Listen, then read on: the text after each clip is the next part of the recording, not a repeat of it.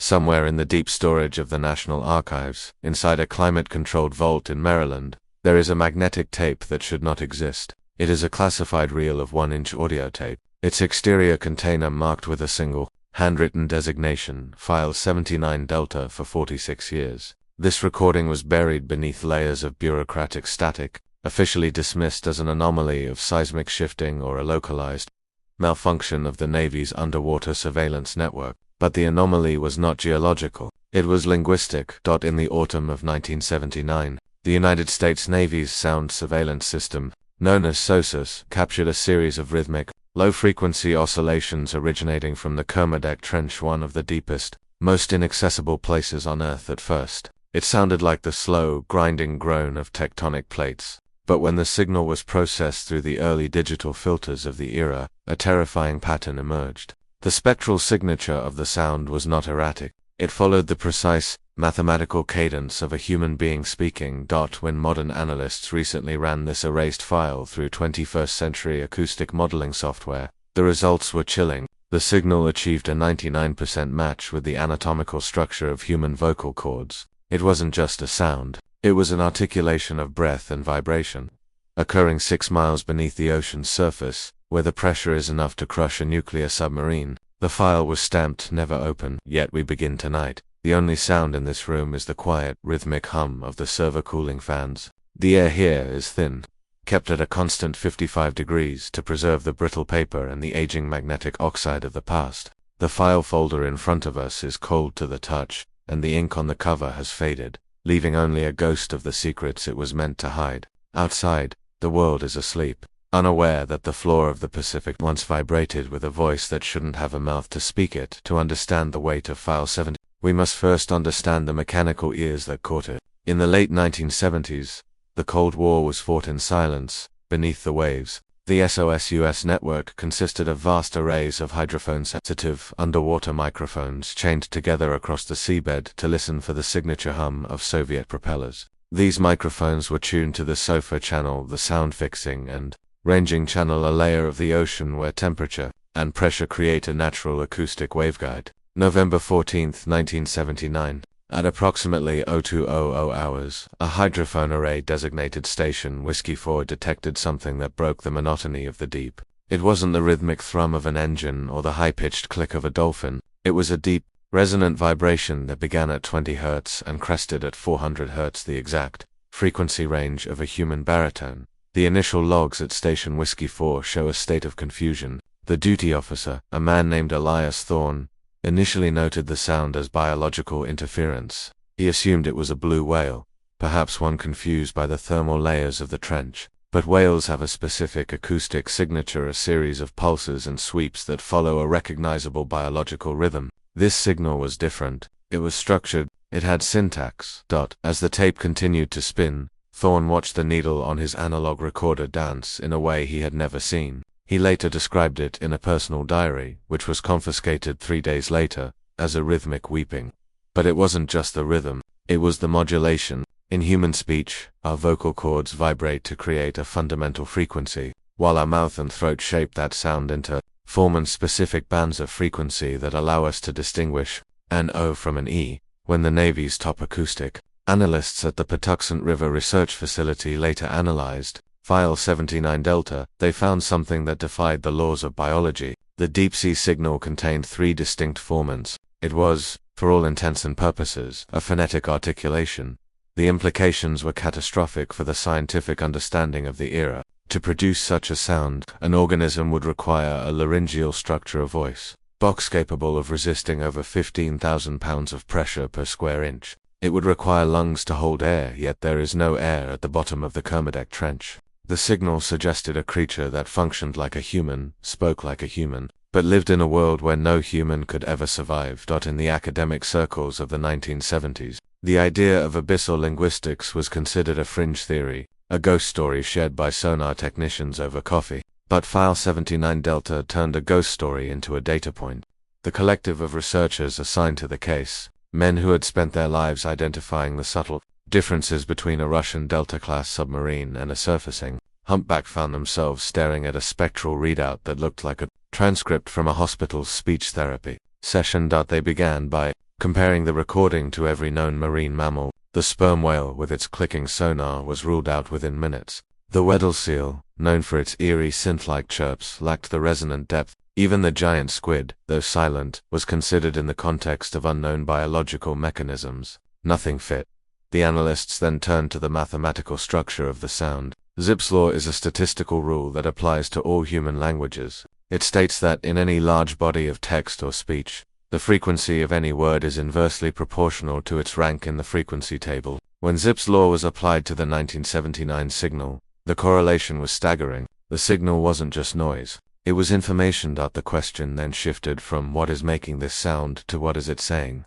The Navy brought in Dr. Elias Thorne, not related to the officer Elias Thorne, though the coincidence was noted in the classified files. A specialist in ancient phonology and structural linguistics, Dr. Thorne was blindfolded and driven to a secure facility in the Virginia woods. He was played a loop of the signal, cleaned of its oceanic hiss. His reaction, recorded in the briefing notes, was one of immediate distress. He didn't ask what animal it was. He asked, "Who is the man in the water and why is he screaming so slowly?" This is the point where the archive begins to chill.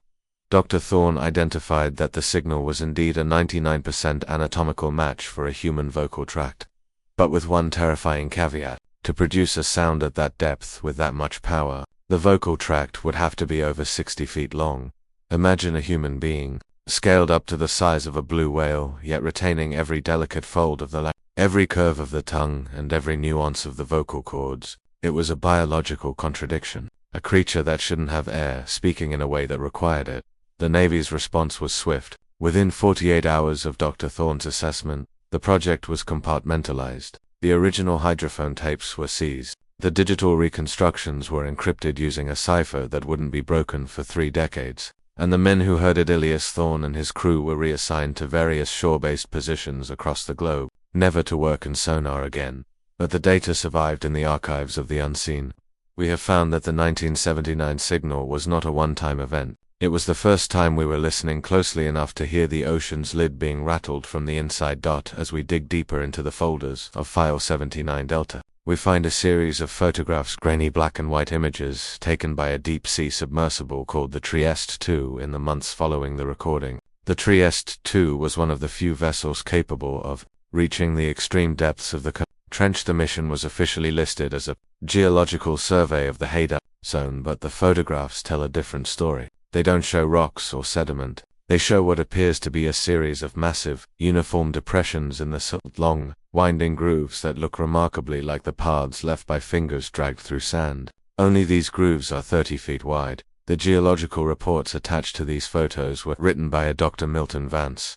In his initial draft, Vance used the word artificial 7 times to describe the trench floor. By the final redacted version, that word had been replaced with atypical tectonic scarring. Vance's private notes, however, suggest he saw something else, something the cameras couldn't quite capture in the gloom. He wrote about acoustic luminescence, a phenomenon where sound waves are so powerful they create tiny flashes of light in the water. He claimed that when the signal began, the water around the submersible began to glow with a faint, ghostly blue. He believed the sound wasn't coming from a creature's mouth, but from the trench itself. He hypothesized that the very structure of the Earth's crust in that specific location had been shaped, either by nature or by something else, into a massive, geological vocal tract. If the Earth were to speak, the Kermadec Trench was its throat. But why the vocal match? Why would a geological formation perfectly mimic the anatomy of a primate that evolved millions of years later? The answer lies in the shadow history of the South Pacific.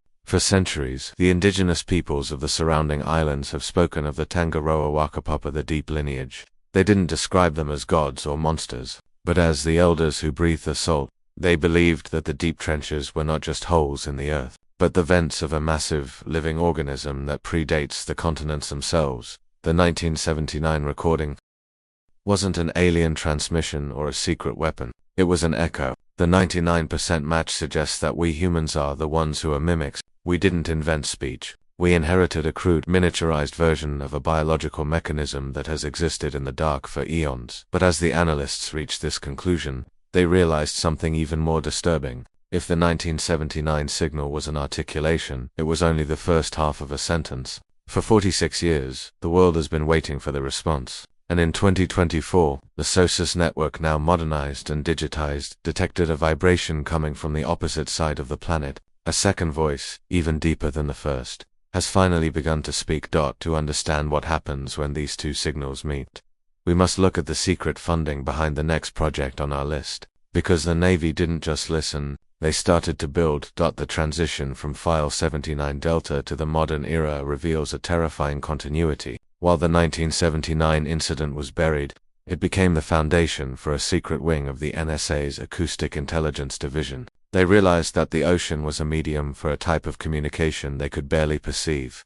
The 1979 signal, when sped up by a factor of 8, reveals a shocking rhythmic consistency. It isn't just a voice, it's a series of coordinates. The phonetic formants that Dr. Thorne identified were not words in any human tongue, but they were markers, mathematical constants that described the Earth's magnetic field at the exact moment of the recording. This leads us to a crucial realization. The voice in the trench wasn't talking to us, it was calibrating. The archival records show that following the 1979 incident, there was a sudden and unexplained spike in ghost signals across all NATO sonar arrays. These weren't linguistic matches, but they were responses. They were the cold silence being broken by a global network of abyssal articulations. Imagine a planet that is not a ball of rock, but a complex, resonant chamber. Every trench, every canyon, and every subaquatic mountain range is a part of a massive, planetary-scale instrument. And in 1979, we accidentally heard the instrument being tuned.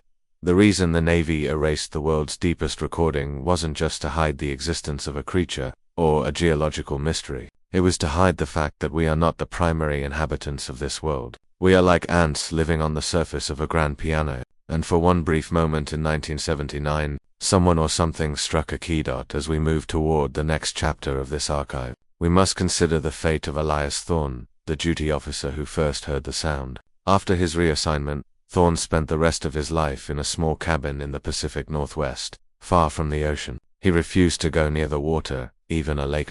In his final interview, conducted by a private researcher in 1998, Thorne was asked why he was so afraid. He didn't talk about monsters or giants. He said, "It's not what's down there that scares me, it's what they're waiting for." The signal wasn't a message, it was a greeting, and someone is coming down the hallway to answer it. The file on the 1979 cold silence incident remains largely redacted, but the echoes remain. The 99% match is a mirror. It forces us to look at our own voices, our own speech, and ask, where did we truly come from, and why do we sound so much like the dark? But the vocal cords in the trench were only the beginning. To understand the true scale of the cover-up, we must look at the $16 billion ears that were built next to system designed not just to listen, but to broadcast. Because if you hear a voice in the dark, the only thing more dangerous than staying silent is answering back.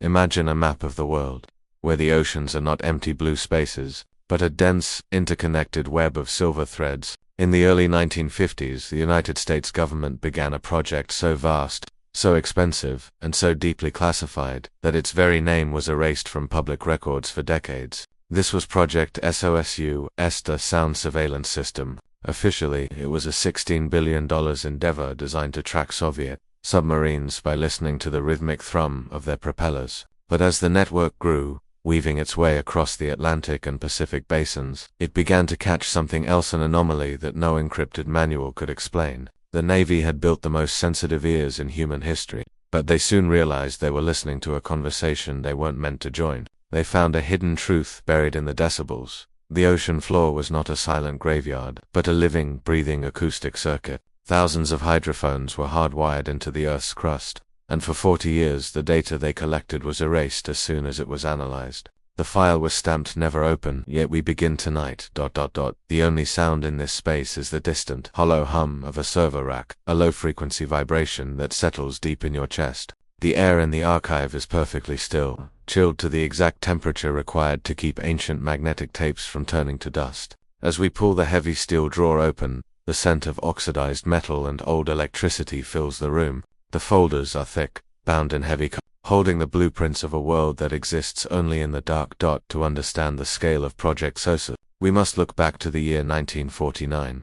The Cold War was no longer a theoretical conflict, it was a race for total sensory dominance. The Navy needed to know what was moving in the deep, but the ocean is a chaotic medium. It is a place of crashing waves, singing whales, and shifting sands. However, a scientist named Maurice Ewing had discovered a secreter hidden highway for sound called the SOFAR channel. Ewing realized that at a specific depth, usually around 2,000 to 4,000 feet, the pressure and temperature of the water create a natural acoustic wave. A sound made in this channel doesn't dissipate. It bounces, trapped in a layer of liquid gravity, traveling thousands of miles without losing its clarity. The Navy saw an opportunity. If they could place hydrophones directly into this channel, they could hear a light bulb shattering in the English Channel from a station in the Bahamas.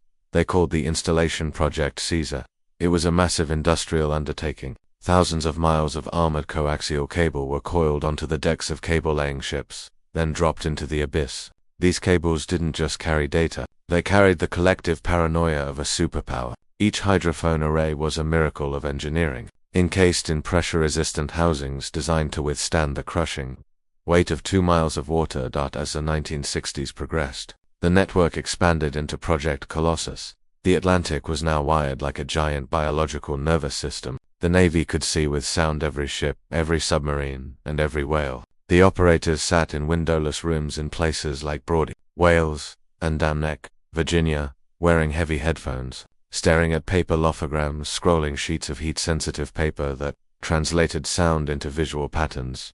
But there was a problem. The operators began to report sounds that didn't match any known Soviet vessel. They heard the bloop, a massive, ultra-low frequency sound that rose in pitch over several minutes. They heard slow down, a signal that sounded like a giant mechanical heart coming to a stop. Officially, these were recorded as icequakes or moving icebergs, but the lithograms showed something different. They showed intent. Intellectual curiosity turned into quiet dread. When the analysts realized that these sounds were being picked up by multiple arrays simultaneously, this meant the source was not a localized event. It was a planetary one. The $16 billion investment had successfully tracked the Russians, but it had also accidentally tapped into the Earth's deep archive, a series of acoustic events that seemed to respond to the presence of the hydrophones themselves.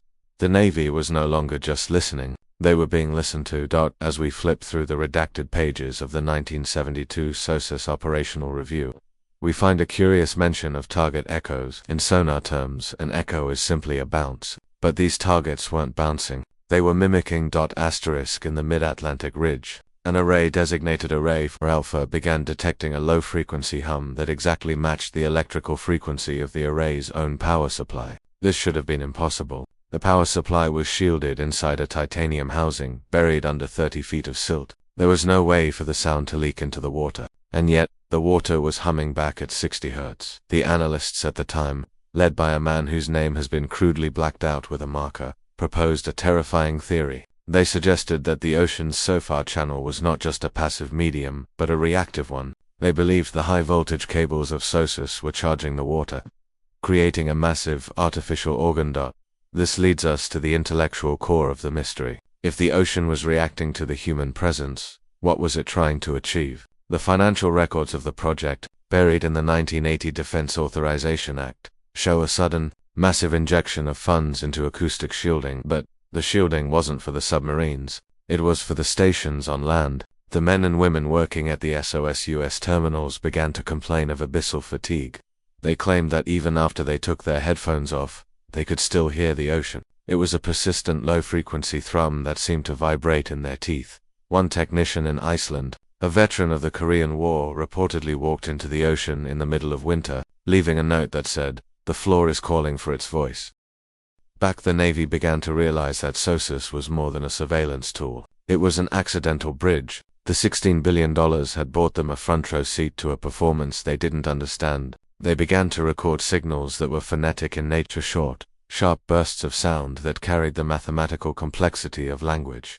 These weren't the long, mournful songs of whales. These were packets, data being moved through the water at speeds that defied acoustic physics. When these packets were run through the NSA's decryption computers, the machines crashed, not because the code was too complex, but because the machines couldn't recognize the base. It was as if the ocean was using a base 12 mathematical system, whereas our computers were stuck in binary. The dread grew. If the ocean floor was communicating, who was it talking to? The archive reveals a series of blackout dates periods of several days where the entire SOSUS network was taken offline. The official reason was solar flare interference. But internal memos suggest a different story. During these windows, the hydrophones weren't failing. They were being overwhelmed. The voice of the deep had become so loud, so resonant, that it threatened to shatter the very glass sensors the Navy had spent billions to install. They were hearing the Earth's own internal resonance, and it was changing. In the late 1980s, as the Soviet Union began to crumble, the primary mission of SOSUS should have ended. But the funding didn't stop. In fact, it tripled. The project was renamed the Integrated Undersea Surveillance System, or IUSS. The shift in focus was subtle but profound. They were no longer looking for metal holes in the water. They were looking for biological anomalies of high intelligence. This is the point where the archive chill becomes a reality. The Navy began to install active ERASED systems that didn't just listen, but sent out high-powered pings to map the deep trenches. What they found in the Kermadec Trench, and later in the Mariana Trench, was not just geography. They found evidence of acoustic architecture. The sonar maps showed structures that looked like massive, inverted cathedrals, carved directly into the walls of the trenches. These weren't built with stone. They were shaped by the water itself, carved by directed currents and high-frequency vibrations over millions of years. The SOSUS hydrophones picked up a constant, low-level chanting coming from these sites. The researchers were divided. Some believed it was a natural phenomenon, a fluke of fluid dynamics. Others, the ones who spent their nights staring at the lithograms, believed they were looking at a planetary-scale memory bank. They theorized that the ocean, with its unique pressure and temperature gradients, was capable of storing information in the form of standing waves. The $16 billion wasn't just for surveillance. It was a desperate attempt to download the history of a world that existed before the first human stood upright. But the archive shows that as we tried to download the ocean's data, the ocean began to upload its own into our systems. The cold silence was not just a lack of sound, it was a state of being. The SOSUS cables began to act as conduits. Reports from 1991 describe acoustic phantoms appearing on radar screens in Navy ships that weren't there. Objects that moved at Mach 5 underwater, only to vanish the moment a SOSUS array was pointed at them. The Navy was playing a game of hide-and-seek with a ghost that owned the house, reflecting on the legacy of We realize that the modern world is built on this foundation of hidden ears. Every fiber optic cable that crosses the Atlantic today sits in the same trenches, following the same paths laid out by the men of Project Caesar. We think we are in control of our global communications, but we are merely using the nervous system that the ocean allowed us to build. The $16 billion was a down payment, but the interest is still being collected. Today, the SOSUS network is loose. It is used by scientists to track whale migrations and by the military to maintain its silent vigil. But the most sensitive parts of the data, the low-frequency archive, remain under lock and key. What did they hear in the Atlantic during those 40 years of silence? They heard the sound of the plates grinding, yes. They heard the calls of the leviathans, yes. But they also heard something they described in the final, unredacted summary as the breathing of the deep. It is a sound that occurs every 12 hours, perfectly synchronized with the tides. It is a slow, rhythmic inhalation of the world's oceans into the crust of the earth, followed by an exhalation of acoustic energy. The SOSUS arrays tell us that the earth is not a dead rock, it is a resonator, and we, with our billions of dollars and our miles of cable, are like fleas sitting on the skin of a giant, listening to its heartbeat and calling it data. The personnel who once worked the SOSUS lines are mostly gone now, their stories buried under non-disclosure agreements and the fog of age. But sometimes, in the dead of night, in the coastal towns of Maine or the rugged cliffs of Scotland, you will find an old man standing by the water, his head tilted as if listening to a distant melody. He isn't looking at the waves, he is listening to what is beneath them. He knows that the $16 billion ears are still there, rusting in the silt, still vibrating with the secrets of the Kermadec signal. The cold silence isn't a mystery to be solved. It is a presence to be acknowledged. We spent a fortune to hear the world, but we were too afraid to understand what it was saying. But as the Cold War ended, the true anomaly was just beginning. Because while SOSUS was listening to the ocean, something happened in the high-altitude vaults of the Pentagon. On November 14, 1979, the ears of the Atlantic caught something so terrifying that it didn't just record, it froze the entire American defense apparatus in a single moment of absolute, bone-chilling panic. To understand why the Navy's $16 billion investment suddenly became a liability, we must look at the exact moment the noise reached the surface. Because on that night, the Pentagon realized that the deep wasn't just speaking, it was screaming. On the night of November 14, 1979, the high-security corridors of the Pentagon were bathed in a dim, fluorescent hum. In the National Military Command Center, a room designed to withstand a nuclear strike, the atmosphere was one of routine vigilance until a classified transmission from a remote hydrophone station in the South Pacific shattered the silence. It wasn't a report of a Soviet missile launch or a submarine breach. It was a sound so dense, so biologically impossible, and so deeply encrypted within the natural frequencies of the Earth that it caused a total systemic freeze. This was the anomaly that military historians have tried to ignore for 46 years. As the signal played over the high-fidelity monitors, the most powerful military minds in the Western world stood paralyzed. The file containing the spectral analysis of that night was immediately erased from the standard logs, replaced by a hidden truth that suggested the Pacific floor was no longer just geography, it was a broadcaster. The data was moved to a vault where even the air is classified,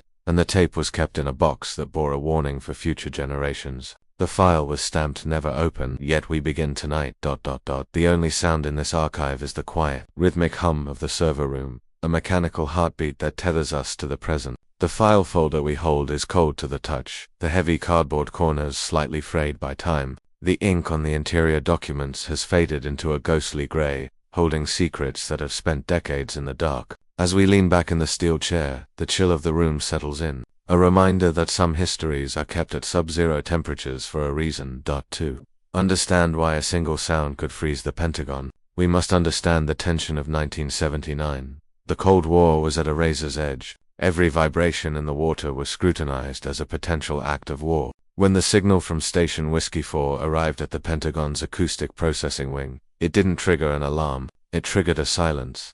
The duty officers at the time were trained to recognize the fingerprints of every known vessel on the planet. They knew the cavitation of a Soviet Aquila-class submarine and the rhythmic thumping of a diesel freighter. But the noise of November 14th followed no known mechanical logic. It was a low-frequency oscillation that carried the tonal complexity of 1,000 voices speaking in unison. Yet it was originating from a single point in the Kermadec Trench, 6 miles down. General Richard Hall, who was present in the command center that night, would later write in a private, unreleased memoir about the physical weight of the sound. He described it as a vibration that didn't just hit the ears, it rattled the bones of the building itself. For 12 minutes, the Pentagon's most sophisticated computers, the massive mainframes of the late 70s, stopped processing data. They were overwhelmed by the mathematical density of the signal. The intellectual curiosity of the room quickly turned to a quiet, bone-deep dread. If this wasn't the Soviets, and it wasn't a natural earthquake, then the United States was listening to something that shouldn't exist. The noise had a structure. It had a beginning, a middle, and a terrifying conclusion. It was a sequence of acoustic pulses that matched the Fibonacci sequencer mathematical pattern found in seashells, galaxies, and human DNA. The Pentagon didn't just freeze in fear, they froze in recognition. They realized that the Earth's crust was speaking in a language they had only just begun to understand. In the hours following the event, the Pentagon was placed under a Code Gray status, a rare protocol where information is not just classified, but physically isolated from the rest of the military infrastructure. The tapes from Station Whiskey 4 were flown to Washington, D.C. under armed guard in a lead-lined canister. A collective of 24 experts was assembled in the basement of the Pentagon. They weren't just sonar technicians. They were cryptographers, deep-sea biologists, and experts in psychoacoustics. Among them was a young researcher named Dr. Elias Thorne. He was the one who first pointed out the most disturbing aspect of the recording. The signal wasn't just being sent, it was being received. Thorne noticed that for every pulse sent from the trench, there was a microscopic, delayed echo from the ionosphere, the very edge of our atmosphere. The noise was using the ocean as a massive resonator to talk to the sky. The reflection of this realization in the eyes of the generals was one of pure, intellectual horror. They had spent billions of dollars on SOSUS to listen for submarines, but they had accidentally built an antenna for a conversation that spanned the entire planet. As the experts analyzed the 1979 signal, they found that it contained phonetic clusters. In linguistics, a cluster is a group of sounds that form the building blocks of speech. The Kermadec signal had 99% of the markers required for human-style articulation, but the frequencies were so low that they would normally be inaudible to the human ear. Only by speeding up the tape could the researchers hear the voice. When they did, the room went cold. It didn't sound like a monster. It sounded like a choir a slow, agonizingly beautiful harmony of sounds that seemed to describe the movement of tectonic plates, as if they were poetry. The Pentagon realized that if the public or the Soviets found out that the ocean was alive with a linguistic consciousness, the entire structure of modern science and religion would collapse. The decision was made to treat the noise as a system failure. The official log for November 14, 1979, was altered to state that a localized seismic event had caused a temporary malfunction of the SOSUS hydrophone array. But the men who were there knew better. They had heard the Earth's throat clear itself. They had felt the archive chill long before it had a name. By the morning of November 15th, the noise was officially gone, but the investigation into its source was just beginning. The Navy dispatched a Special Operations Research Group to the Kermadec Trench. Their mission was to find the acoustic source point. What they found, however, was a void. The hydrophones in the trench, which had been functioning perfectly for years, were now completely silent. Not broken, not destroyed, just silent. It was as if the ocean floor had held its breath. The archival records show that the research vessels spent 6 months in the area, dropping active sonar probes into the depths. They were looking for a base, a creature, or a geological anomaly. Instead, they found that the silt at the bottom of the trench had been rearranged into perfect, concentric circles, each one a mile wide. Intellectual curiosity became a haunting obsession for those involved. Why would a sound freeze the Pentagon? Because the sound wasn't just a vibration, it was a command. In the years following 1979, the United States military began to shift its entire acoustic strategy. They stopped looking for submarines and started looking for resonant frequencies. They realized that the noise had left a shadow in the water, a permanent alteration of the ocean's acoustic properties. To this day, any submarine passing through the Kermadec Trench reports a sudden drop in sonar efficiency. The water there remembers the sound. The erased files from 1979 suggest that the Pentagon didn't just hide the sound, they tried to replicate it. They built a secret facility in the Appalachian Mountains, far from the ocean, where they used massive underground speakers to try and talk back to the trench. But the Earth didn't answer. The silence that followed was even more terrifying than the noise itself. It was the silence of something that has finished its sentence and is now waiting for you to understand. Reflecting on the 1979 freeze, we see the beginning of the modern conspiracy. It wasn't about aliens or secret weapons. It was about the realization that we are living on top of a history that is billions of years older than we are, a history that is written in sound, stored in the deep, and protected by the very institutions meant to defend us. The $16 billion investment of SOSUS was a key that unlocked a door the Pentagon immediately tried to slam shut. But you cannot slam a door on a sound. You can only pretend you didn't hear it. Today, as we look back at the noise that froze the Pentagon, we realize that the event was a turning point. For the archive chill, it was the moment that the military complex realized that the most dangerous secrets aren't kept in safes, they are kept in the environment itself. The personnel who were in the command center that night have mostly vanished from the public record. General Halloran died in a training accident in 1982. Dr. Elias Thorne disappeared from his university post in 1985, leaving behind a desk full of spectral charts that looked like music. But the archive remains. The 1-inch tapes, despite the orders to erase them, were copied by a brave technician who knew that some truths are too heavy to be buried. One of those copies found its way into the Shadow Archive, the place where we are sitting tonight. The 1979 signal is more than a mystery. It is a warning. It tells us that the Earth is not a passive stage for human history. It is a participant. And when it decides to speak, it doesn't matter how many billions of dollars you have or how many nuclear missiles you control. You will stop, you will listen, and you will freeze. The archive chill is the sensation of that realization sinking in. It is the cold air of a basement room where the tapes are still spinning, playing a song that began before the first stars were formed, and will continue long after we are gone. As we close the folder on the November 14th incident, we are left with a single, haunting question. If the Pentagon was frozen by the noise in 1979, what will happen when the signal finally reaches its destination? Because according to the most recent, unredacted data, the 1979 transmission was only the introduction. But to find the next part of the message, we have to look deeper than the Pentagon. We have to look at the one file they were most afraid of, the one that wasn't just hidden, but intentionally mislabeled to prevent anyone from finding it. This is file 79 Delta, the log that contains the transcript of what the voice actually said. And as we will discover, the transcript doesn't contain words. It contains a list of names. names of people who hadn't been born yet in 1979. The first name on that list is the subject of our next dossier. In the labyrinthine world of government intelligence, the most effective way to hide a secret is not to lock it away, but to make it appear boring. Inside the National Archives Annex 17, there exists a box that sat untouched for 34 years. It wasn't guarded by biometric scanners or armed sentries. It was protected by a simple, handwritten label that read, Geological Silt Movement, South Pacific 1979. To any researcher, this was bureaucratic waste, thousands of pages of redundant sensor data. But this was the ultimate classified deception. This was File 79 Delta. Within its weathered cardboard walls lay an encrypted record of the Kermadec Trench event that was intentionally erased from the official Navy history. It wasn't a record of shifting sand or tectonic plates. It was a log of something the military had found at the bottom of the world, a hidden truth so disruptive that they chose to mislabel it, rather than risk it being found. This file contains the only surviving transcript of the noise, and the anomaly it describes challenges everything we understand about time, biology, and human identity.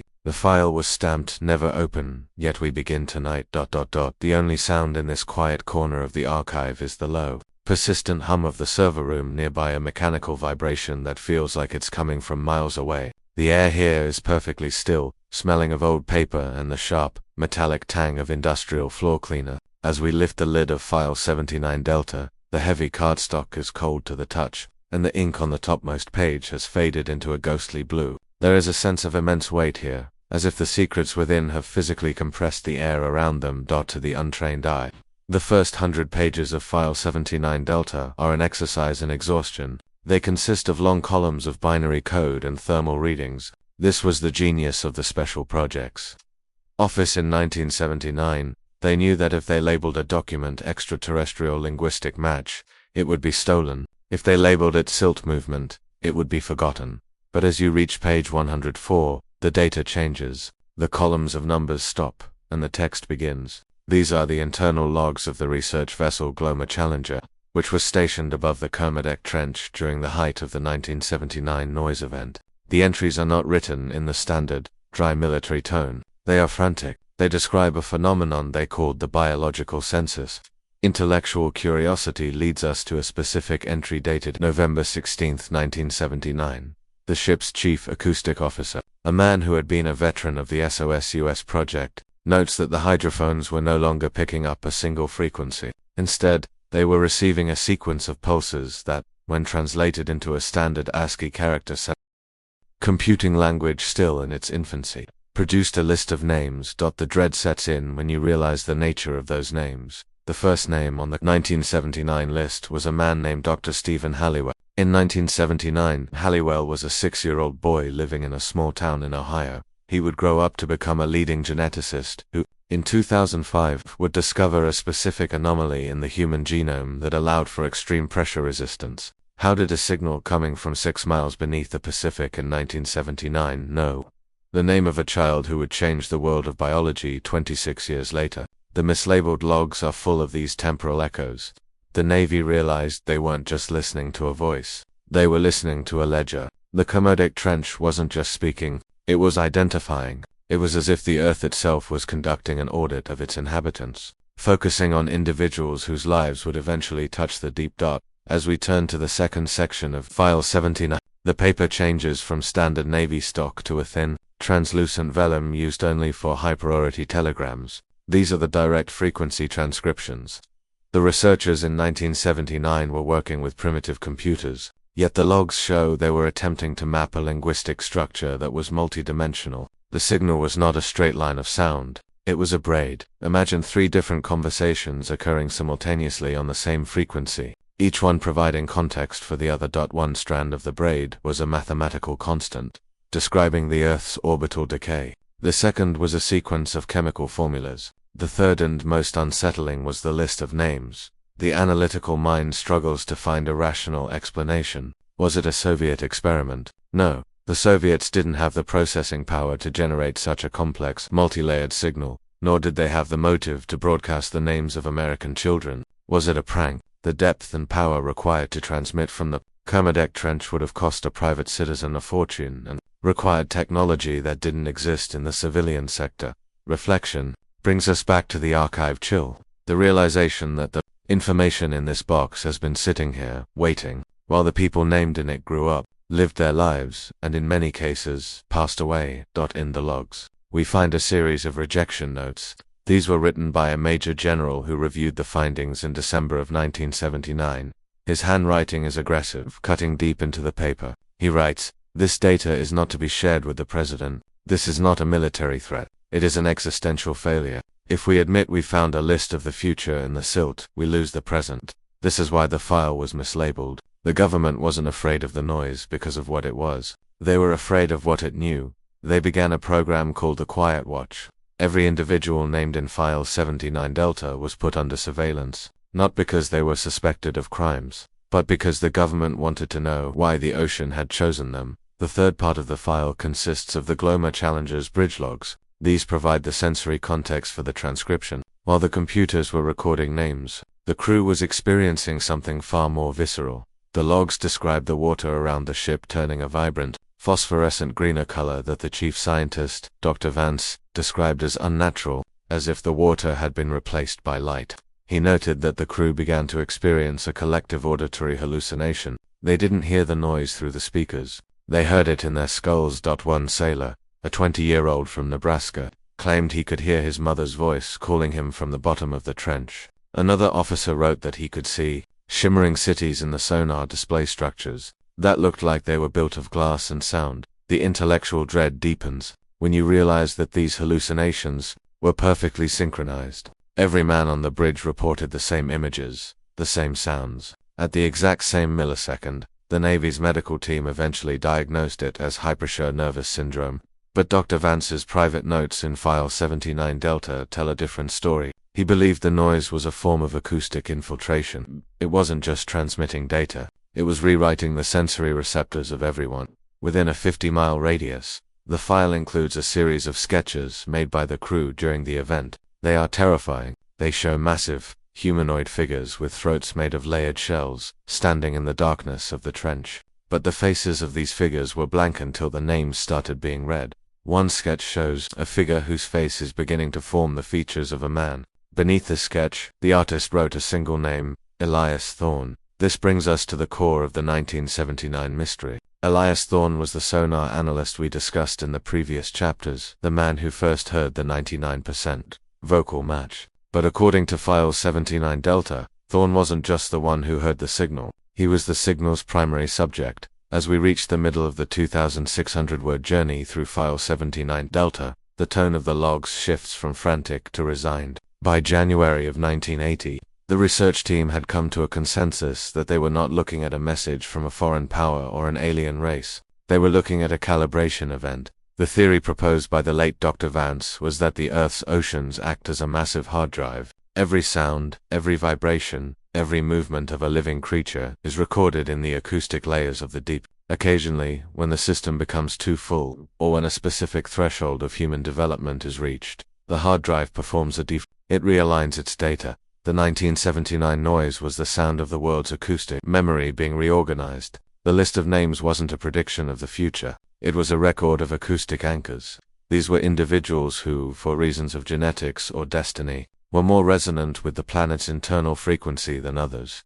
The Navy's response to this theory was to shut down the Gloma Challenger's mission immediately. They couldn't allow a scientific theory to suggest that the planet was a self-aware, data-processing entity. It challenged the very foundation of the industrial world, but they kept the logs. They kept File 79 Delta mislabeled in the silt movement category because they knew that one day they would need to find those people. They began a 50-year project to collect the acoustic anchors.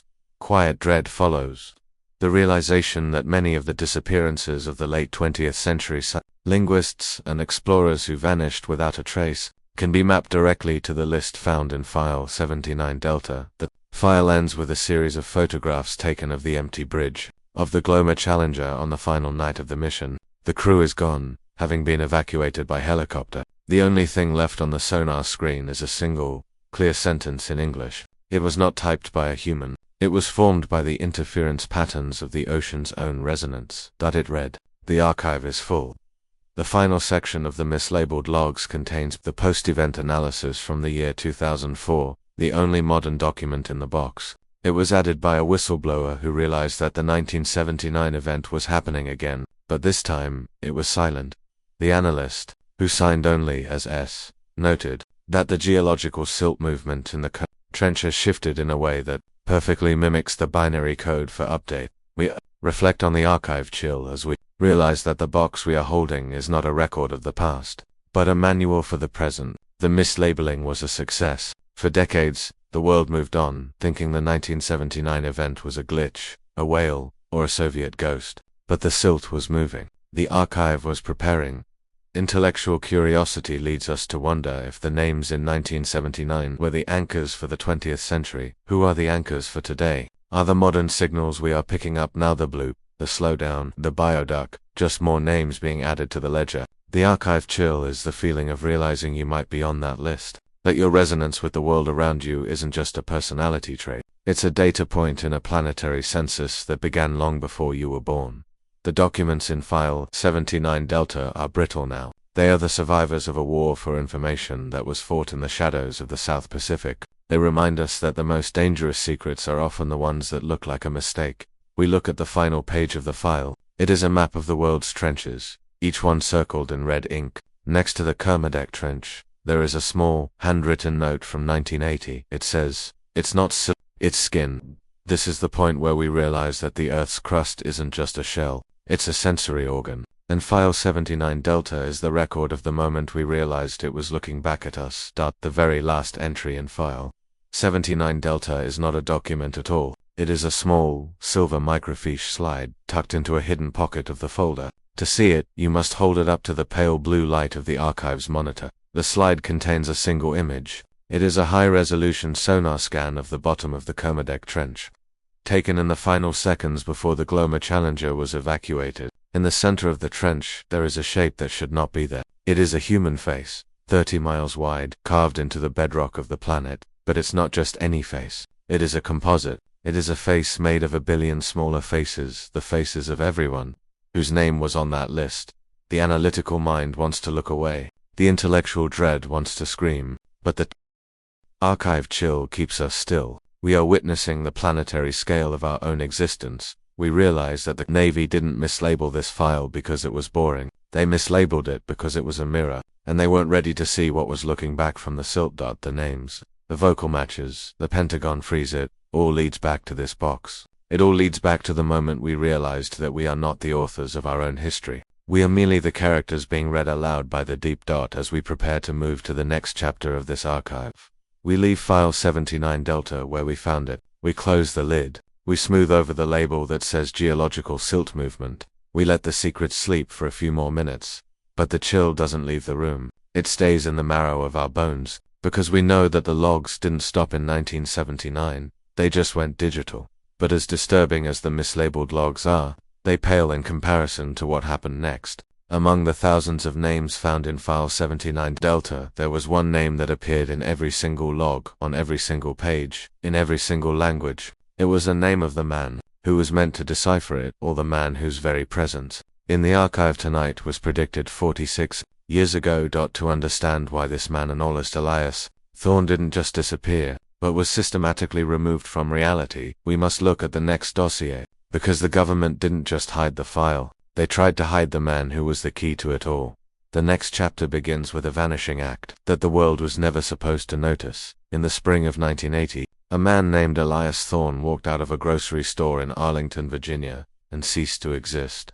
To the world outside the Pentagon, he was a 34-year-old bachelor, a quiet acoustic technician with a penchant for classical music and a spotless driving record. But inside the high-security vaults of naval intelligence, Thorne had become an anomaly that no protocol could contain. He was the first human being to be officially designated as a biological vector, in a classified operation that would eventually be erased from every active server in the United States. His social security number was flagged, his birth certificate was moved to an encrypted offshore drive, and his entire professional history was replaced with a file of white noise. The government didn't just want him gone, they wanted to prove he had never been there at all. This was the hidden truth of Project Caesar. The most dangerous weapon in the Pacific wasn't a submarine, but a man who had heard a sound he was never supposed to recognize. Thorne was person of interest 001, the anchor of a mystery that spans 46. The file was stamped never open, yet we begin tonight. The only sound in this quiet, dimly lit corridor of the archive is the soft, rhythmic hum of the server room, a low-frequency pulse that feels like a heartbeat against the cold concrete. The air here is thin and smells of ozone and the heavy, slightly sweet scent of aging magnetic tape. As we pull the drawer labeled POI 00, the metal slides with a hollow, echoing scrape. The folder inside is thin, its edges crisp and cold to the touch. The ink on the first page hasn't just faded, it looks as though it was intentionally bleached, leaving behind only the ghost of a signature. To understand the vanishing of Elias Thorne, we must first reconstruct the man himself. In 1979, Thorne was a senior analyst at Station Whiskey 4. His job was to stare at Lofogram's waterfalls of acoustic data, find the patterns that meant the difference between peace and nuclear escalation. Thorne was known for his golden ear. He could distinguish the cavitation of a Soviet Victor III class sub from the background noise of a passing storm with a 95% accuracy rate. He lived a life of deliberate isolation, residing in a small apartment that overlooked a quiet park he never visited. His colleagues described him as intellectually precise but emotionally distant, a man who seemed to vibrate at a different frequency than the rest of the world. Intellectual curiosity leads us to his final weeks at the station. Following the November 14th event, the noise that froze the Pentagon, Thorne began to exhibit signs of a profound psychological shift. He stopped using his headphones. He claimed he could hear the trench through the walls of the building. He began to transcribe the signals not as mathematical data, but as phonetic strings.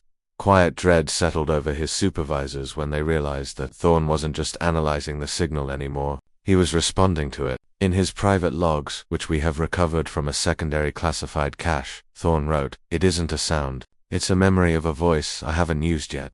When the Navy's internal security team entered Thorne's apartment on April 12, 1980, they expected to find a spy's nest, radios, codes, or evidence of Soviet contact. What they found instead was a sensory vacuum. The apartment was almost entirely empty. The furniture had been moved into the center of the living room and covered in thick, industrial-grade acoustic foam. There were no books, no photographs, and no television. The only item of note was a high-end reel-to-reel tape recorder, its spools spinning silently in the dark. The security team recorded that the air in the apartment felt heavy, as if the atmospheric pressure was higher than it should be on the fourth floor of a Virginia apartment complex. The reflecting light from their flashlights caught something on the walls. Thousands of tiny microscopic pinpricks in the plaster, arranged in the exact pattern of a sonar spectrogram. Reflection on these logs suggests that Thorne had been trying to tune his living space. He wasn't living in an apartment, he was living inside a resonator.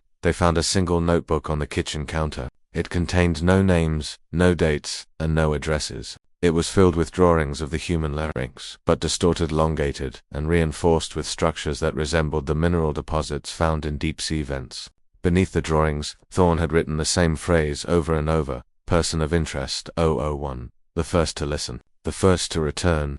This is where the archive chill truly begins. The government realized that Thorne hadn't been recruited by a foreign power. He was being recalled by the very anomaly he had discovered. They designated him Person of Interest 001. Because he was the patient zero of a linguistic infection that was originating from the Kermadec Trench. Within 24 hours of the apartment search, the erasure protocol was initiated. This was a process usually reserved for high-level defectors. But for Thorne, it was absolute. Teams of clerks at the Department of Records were ordered to pull every document related to his life. His primary school records in Maine were shredded. His medical files from the Navy were incinerated. His name was removed from the graduation list of his university. In the analog world of 1980, if you destroyed the paper, you destroyed the person. But there was one thing they couldn't erase. The recording, the 1979 tape. The 99% vocal match remained in the Pentagon's vault, and every time the analysts played it, they realized that the voice on the tape was slowly changing. It was becoming clearer. It was beginning to sound less like a biological anomaly, and more like a specific, identifiable human being, that it was becoming the voice of Elias Thorne. The intellectual horror of this realization cannot be overstated. The signal recorded in 1979 contained the vocal signature of a man who was still a mid-level analyst at the time, but it recorded him in a state that didn't yet exist. It was a temporal, hidden truth. The ocean hadn't just matched a human voice, it had recorded Thorne's voice from his own future. This is why he had to vanish. The government realized that Thorne was a closed loop.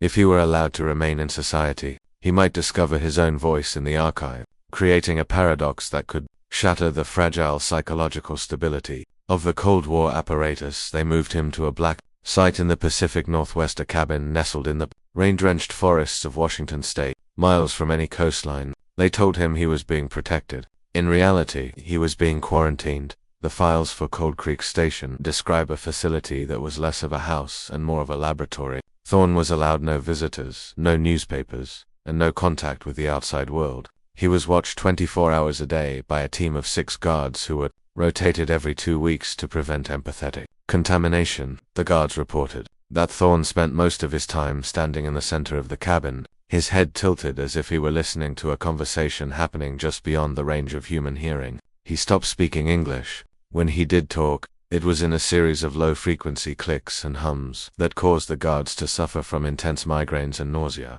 One guard, a man named Miller, wrote in a smuggled letter to his wife, "He isn't a man anymore. He's a radio, and whatever station he's tuned to, it isn't on this earth." Thorne's physical appearance began to change as well. His skin became unnaturally pale, almost translucent, and his eyes took on a reflective quality, like those of a deep-sea fish. He stopped eating solid food, demanding only water that had been treated with high concentrations of minerals. On the night of August 19, 1980, the sensors at Cold Creek Station detected a massive acoustic spike. It wasn't coming from the cabin, it was coming from the ground beneath it. The forest around the site began to vibrate with a resonance that shattered every window in the facility. The guards rushed to Thorne's room, but the door was locked from the inside. When they finally broke it down, the room was empty. There was no sign of a struggle, no open windows, no tunnels. The only thing left in the room was a small, portable tape recorder. It was playing a loop of the 1979 signal. But the voice had finally reached a 100% match. Elias Thorne hadn't escaped. He had been harmonized. The vanishing of Person of Interest 001 triggered the largest covert manhunt in American history. The Navy, the CIA, and the newly formed NSA spent millions of hours scouring the globe for any trace of the analyst. They checked every port, every coastal village, and every research station from the Arctic to the Antarctic. They monitored the Surfar Channel with a feverish intensity, hoping to catch a voice that they could track.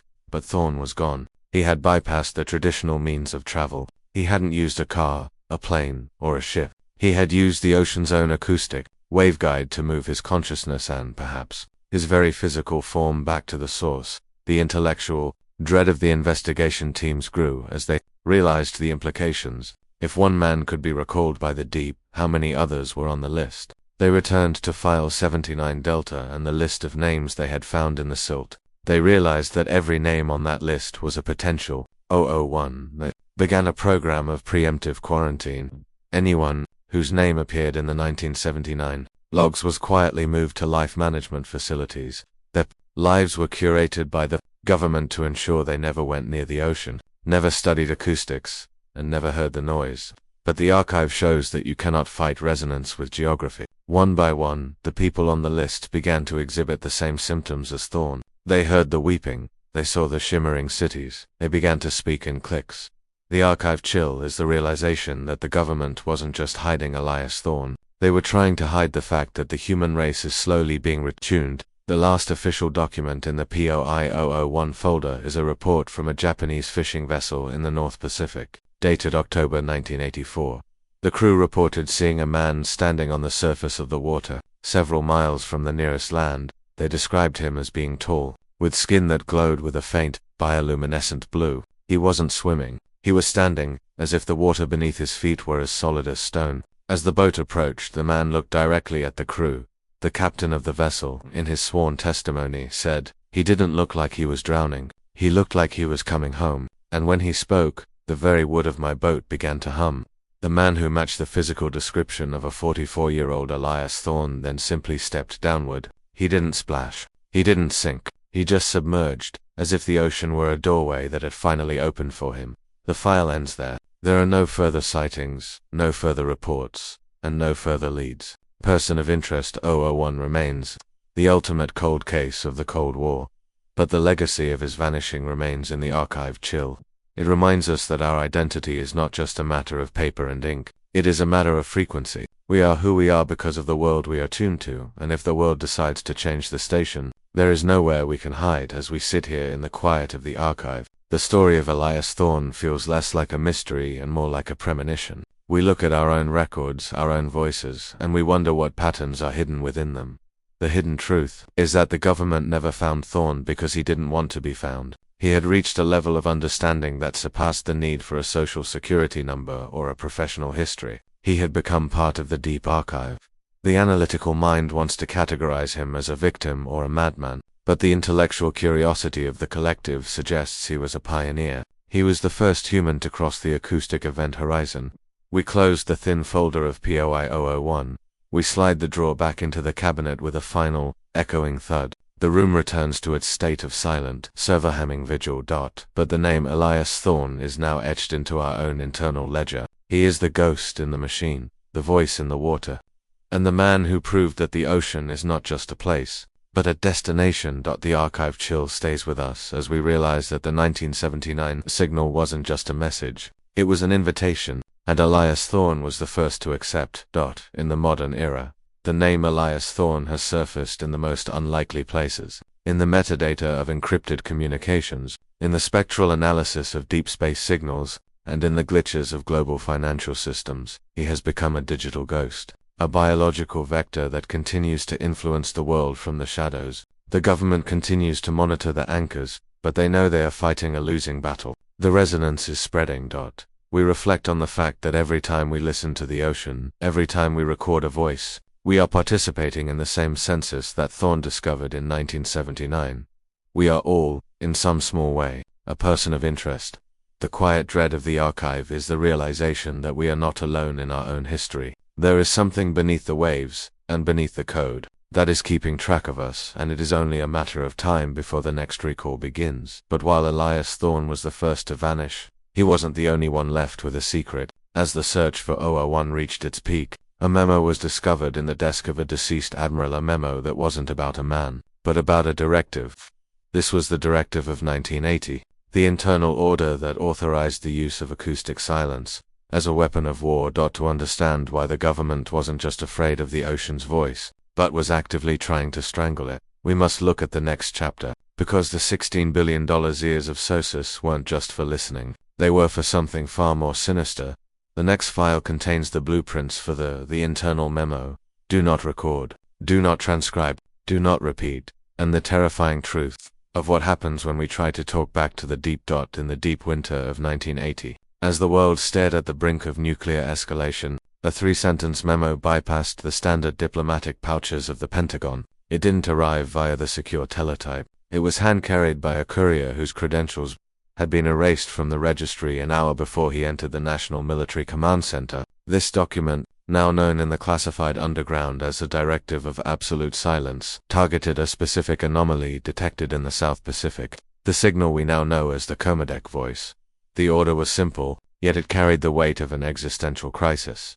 Do not record, do not transcribe, do not repeat. This wasn't a military strategy. It was a desperate attempt to delete a hidden truth that was beginning to rewrite the software of our global surveillance systems. Every file related to the 1979 signal was to be purged, every encrypted backup shattered, and every memory of the sound treated as a psychological breach of the highest order. The government had realized that to witness the sound was to become part of it, and to document it was to give it a permanent home in our reality. The file was stamped never open, yet we begin tonight. The only sound in this sterile vault is the quiet, rhythmic hum of the server room, a steady, low-frequency purr that masks the heavy silence of the past. The file folder is cold to the touch, its edges sharp and pristine, as if the air around it has been frozen to prevent the ink from speaking. As we open the cover, the scent of old, dry paper and chemical fixative rises, a faint reminder of an era when secrets were kept on paper and locked behind steel doors. The ink has faded, but the message remains a chilling command from a world that was terrified of its own ears. To understand the sheer panic behind the 1980 memo, one must picture the state of the Office of Net Assessment during that period. This was the think tank of the Pentagon, the place where the most brilliant and paranoid minds of the Cold War calculated the end of the world. In early January, a series of acoustic reports from the SOSUS network arrived that didn't just challenge their data, it threatened their sanity. The reports indicated that the 1979 signal wasn't a ghost in the machine, it was a pathogen. Analysts who spent more than 6 hours a day listening to the Kermadec frequency began to develop a specific type of cognitive dissonance. They were hearing things that weren't on the tape, conversations in languages that hadn't been spoken for millennia, and mathematical proofs that suggested the Earth was significantly older than the stars. The memo was the government's surgical strike against this information. The first line of the directive "Do Not Record" was not about preventing leaks to the Soviet Union, was about the physical properties of magnetic tape itself. In the 1980s, information was stored on magnetic oxide. The Pentagon's acoustic specialists discovered that the Kermadec signal possessed a unique acoustic mass. When recorded, the signal didn't just sit on the tape, it began to physically alter the magnetic alignment of the surrounding files. If a tape containing the noise was placed next to a tape containing nuclear launch codes, the launch codes would eventually be overwritten by a low-frequency hum. The signal was predatory, it sought out other data and consumed it, replacing human logic with its own resonant syntax. By ordering that no further recordings be made, the Department of Defense was trying to stop a digital wildfire before it consumed the entire National Archive. Intellectual curiosity leads us to the internal white papers attached to the memo. These papers, written by a physicist whose name has been redacted to a single black line, proposed that the signal was a form of non-local intelligence. It didn't exist in the water. It used the water as a speaker. By recording it, we were creating anchors for this intelligence to enter our technological sphere. The memo was an attempt to keep the ghost out of the machine by removing the machine's ability to remember it.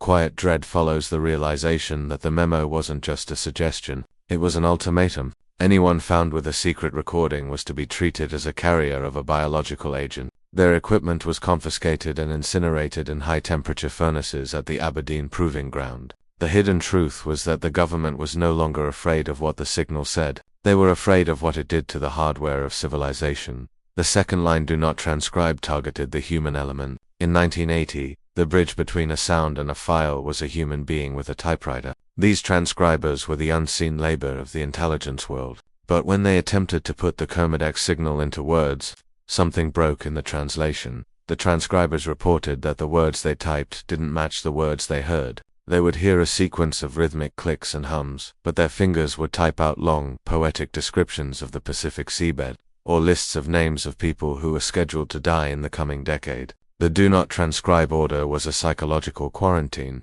The government realized that the human brain, when forced to process the signal into language, acted as a medium for a consciousness that was fundamentally alien.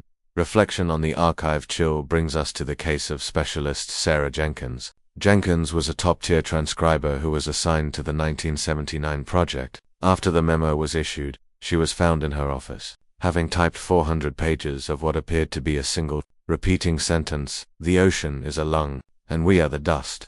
She had bypassed the order. She had secretly recorded a fragment of the signal on a microcassette. When the security teams arrived, she didn't resist. She simply handed them the tape and said, "It's not a sound anymore. It's a neighbor." Sarah Jenkins was never seen again. Her records were erased, her name was scrubbed from the payroll, and her office was painted over with a thick, lead-based paint to block any residual resonance.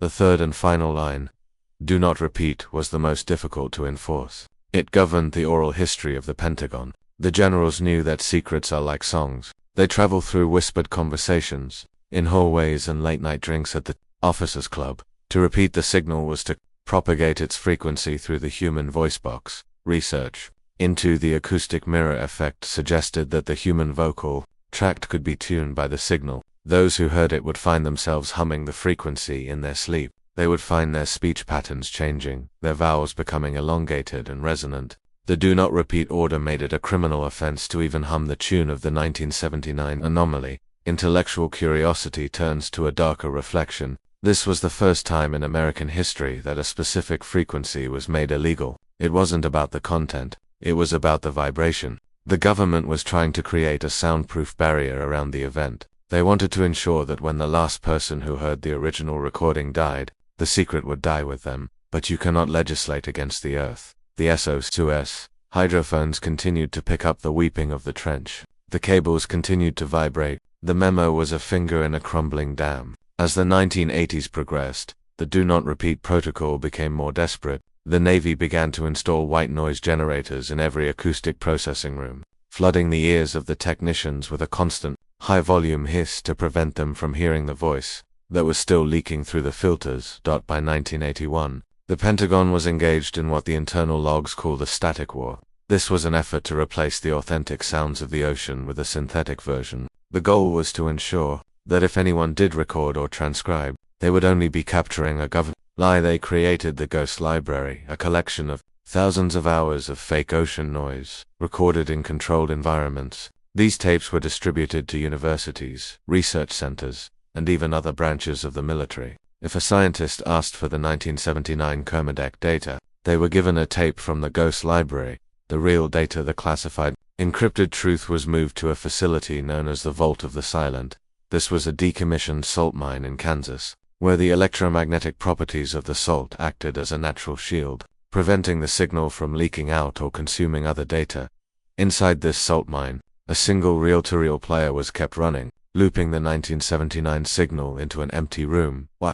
Because the analysts discovered that if the signal wasn't being played, if it wasn't being witnessed by at least one sensor, it would begin to search for a new host. The noise needed to be heard to stay contained. The memo's command of do not record applied to the public and the broader military, but for a small, doomed crew in Kansas, the command was the opposite: listen, and never stop. The human cost of the 1980 memo is perhaps the most archive-chill aspect of the entire story. Because the order was so absolute, the people who were already infected by the sound had to be separated from the rest of the population. The memo authorized the creation of acoustic sanitariums, facilities where former SOSUS analysts were kept in total silence. No music, no television, no conversation. These men and women were studied as if they were geological specimens. The doctors wanted to see if the vocal match identified in the signal would eventually manifest in the human subjects.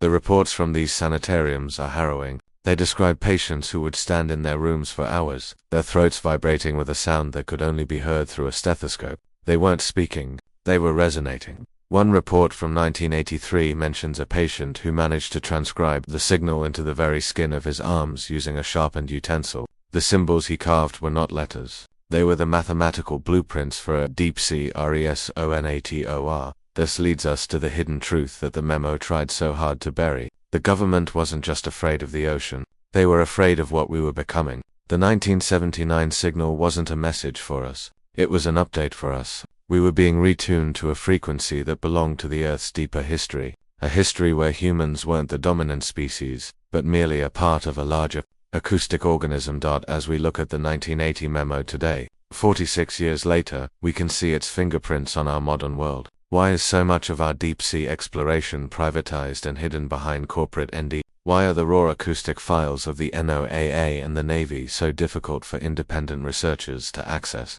The directive of absolute silence never ended. It simply evolved. In the digital age, do not record has become filter and erase.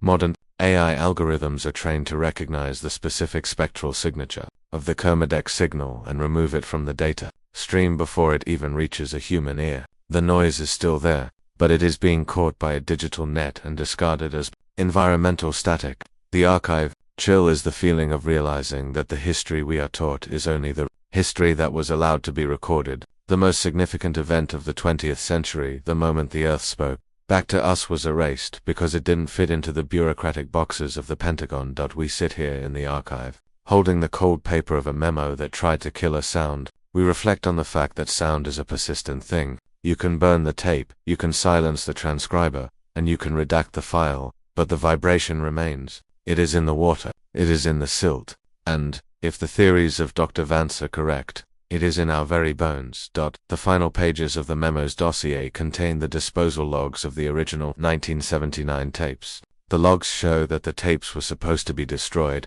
but there is a discrepancy. 3 reels are marked as lost in transit. Where did they go? Some believe they were stolen by the Acoustic Underground, a group of former analysts who believed the signal was our only hope for understanding the planet's future. Others believe the tapes walked away on their own, their magnetic mass having become so great that they influenced the minds of the couriers to take them elsewhere. The memo's third line, "Do not repeat," has been broken every time we whisper about this story. By listening to this archive, you are participating in a breach of the 1980 directive. You are allowing the frequency to enter your mind, to resonate in your skull, and to become a part of your own memory. The quiet dread of the archive is that the memo was right. Some things are too dangerous to be remembered, but the intellectual curiosity of the human spirit is a stubborn thing. We cannot help but look, we cannot help but listen. We look at the red ink of the directive one last time. It is a testament to a world that was trying to stay human in the face of something much larger. It failed. The silence it commanded was only a pause in the conversation. The very last document in the folder is a single, unredacted page that appears to have been added much later, perhaps in the 1990s.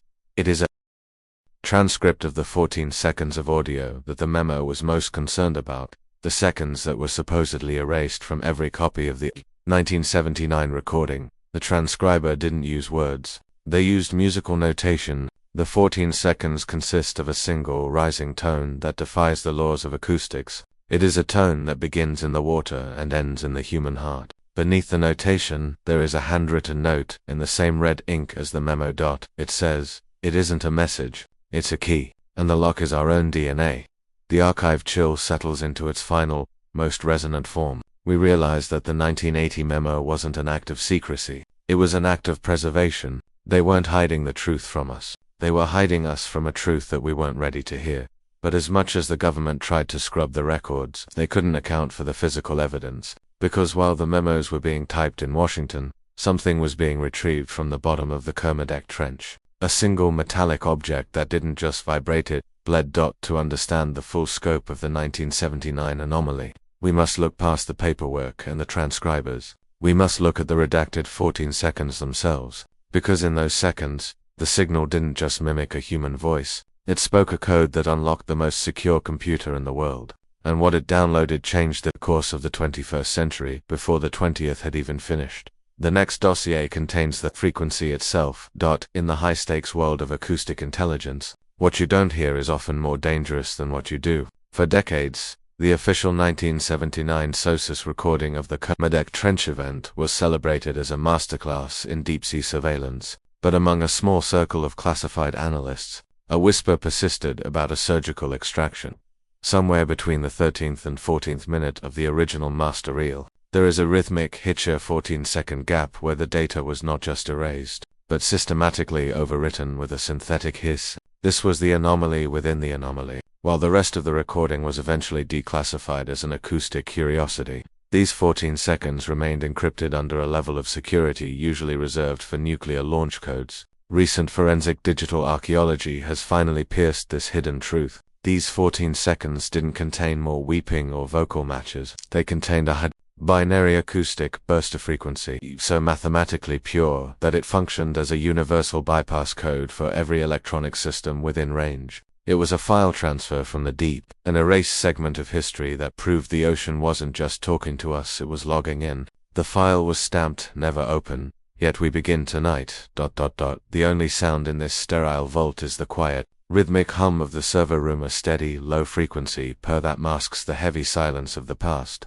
The file folder is cold to the touch, its edges sharp and pristine, as if the air around it has been frozen to prevent the ink from speaking. As we open the cover, the scent of old, dry paper and chemical fixative rises, a faint reminder of an era when secrets were kept on magnetic tape and locked behind steel doors. The ink has faded, but the weight of the data remains, pressing down on the senses like the weight of the water itself. To understand the importance of the missing 14 seconds, one must first look at the physical reel of tape recovered from Station Whiskey 4.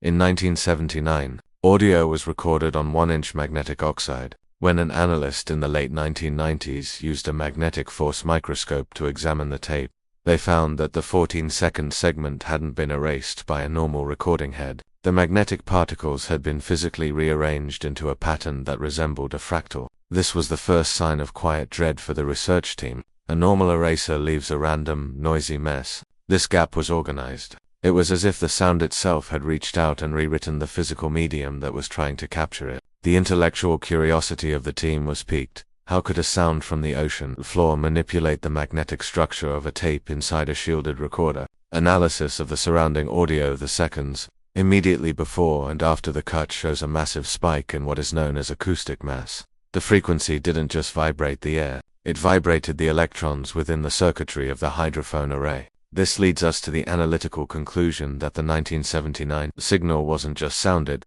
was a form of kinetic data.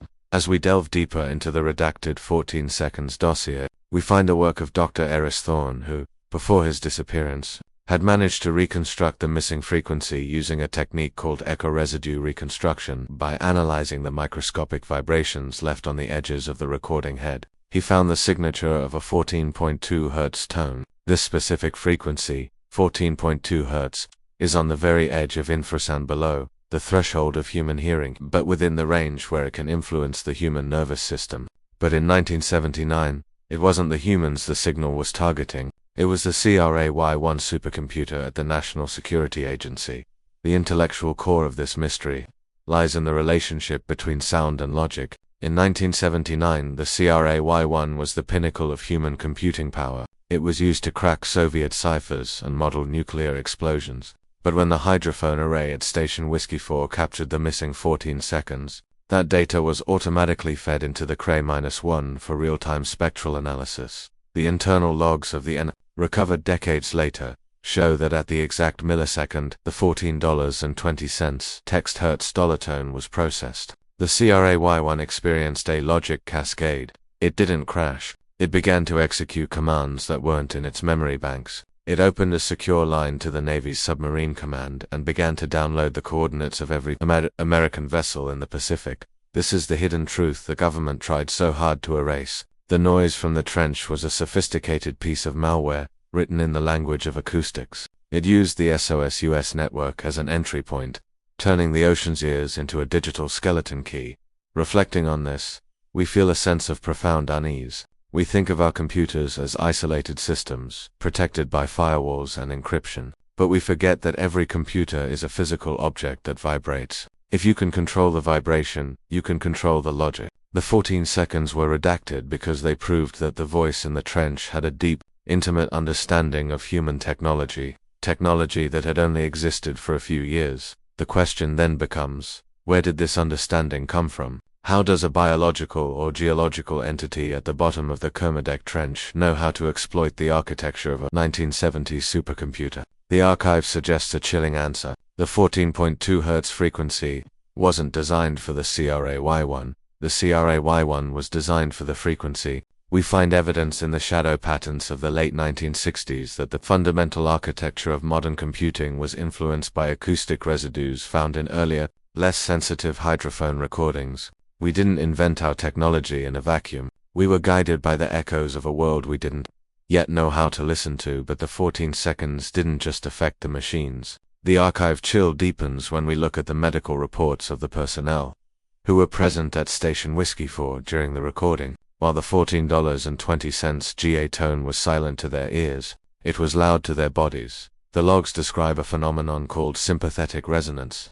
The technicians reported that their vision began to vibrate at the same frequency as the signal. They saw geometric overlays on the walls of the station, glowing patterns of light that matched the spectral analysis of the signal. Their heart rates synchronized with the rhythm of the 14.2 Hz tone. Dr. Thorne's notes suggest that the missing frequency was a biological handshake. It was searching for a neural match. It was looking for a brain that was tuned to the same frequency as the Earth's internal resonance. This leads us back to the list of names found in File 79 Delta. The 14 seconds were the search command. The signal was scanning the local population, looking for the acoustic anchors who would be used for the next phase of the project. Intellectual curiosity turns to dread as we read about the fate of the technicians. Within 6 months of the event, every person who had been in the room during the unredacted 14 seconds had developed a rare form of acoustic calcification.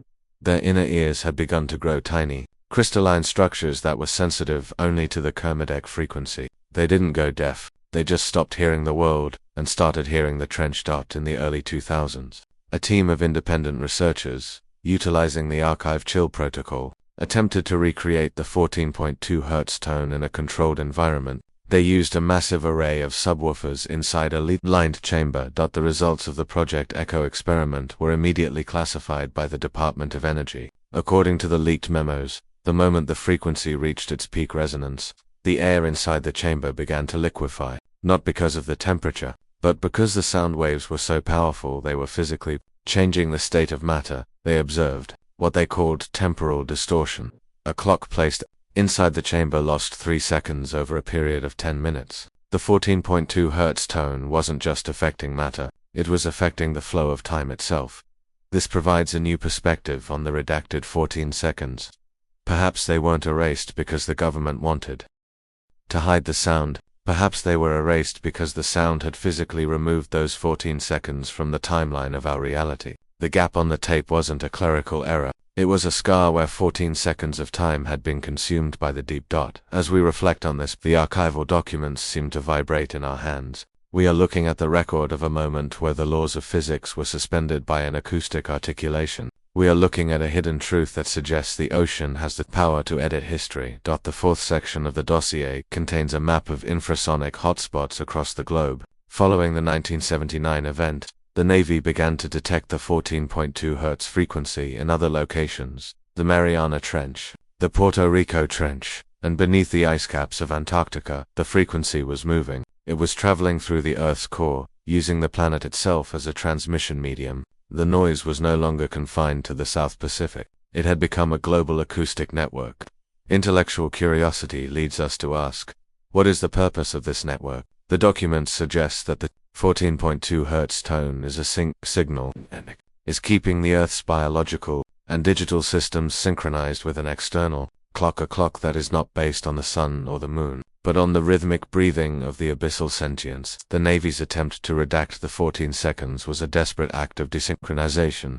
They wanted to cut the link. They wanted to keep the American defense network on a human timeline. But you cannot desynchronize a planet. The archive chill is the realization that we are living in the echo of those 14 seconds. Everything that has happened in the world since 1979, the rise of the internet, the acceleration of climate change, the shift in human consciousness can be traced back to the moment that frequency was first heard. We are not living in the original timeline. We are living in the redacted version.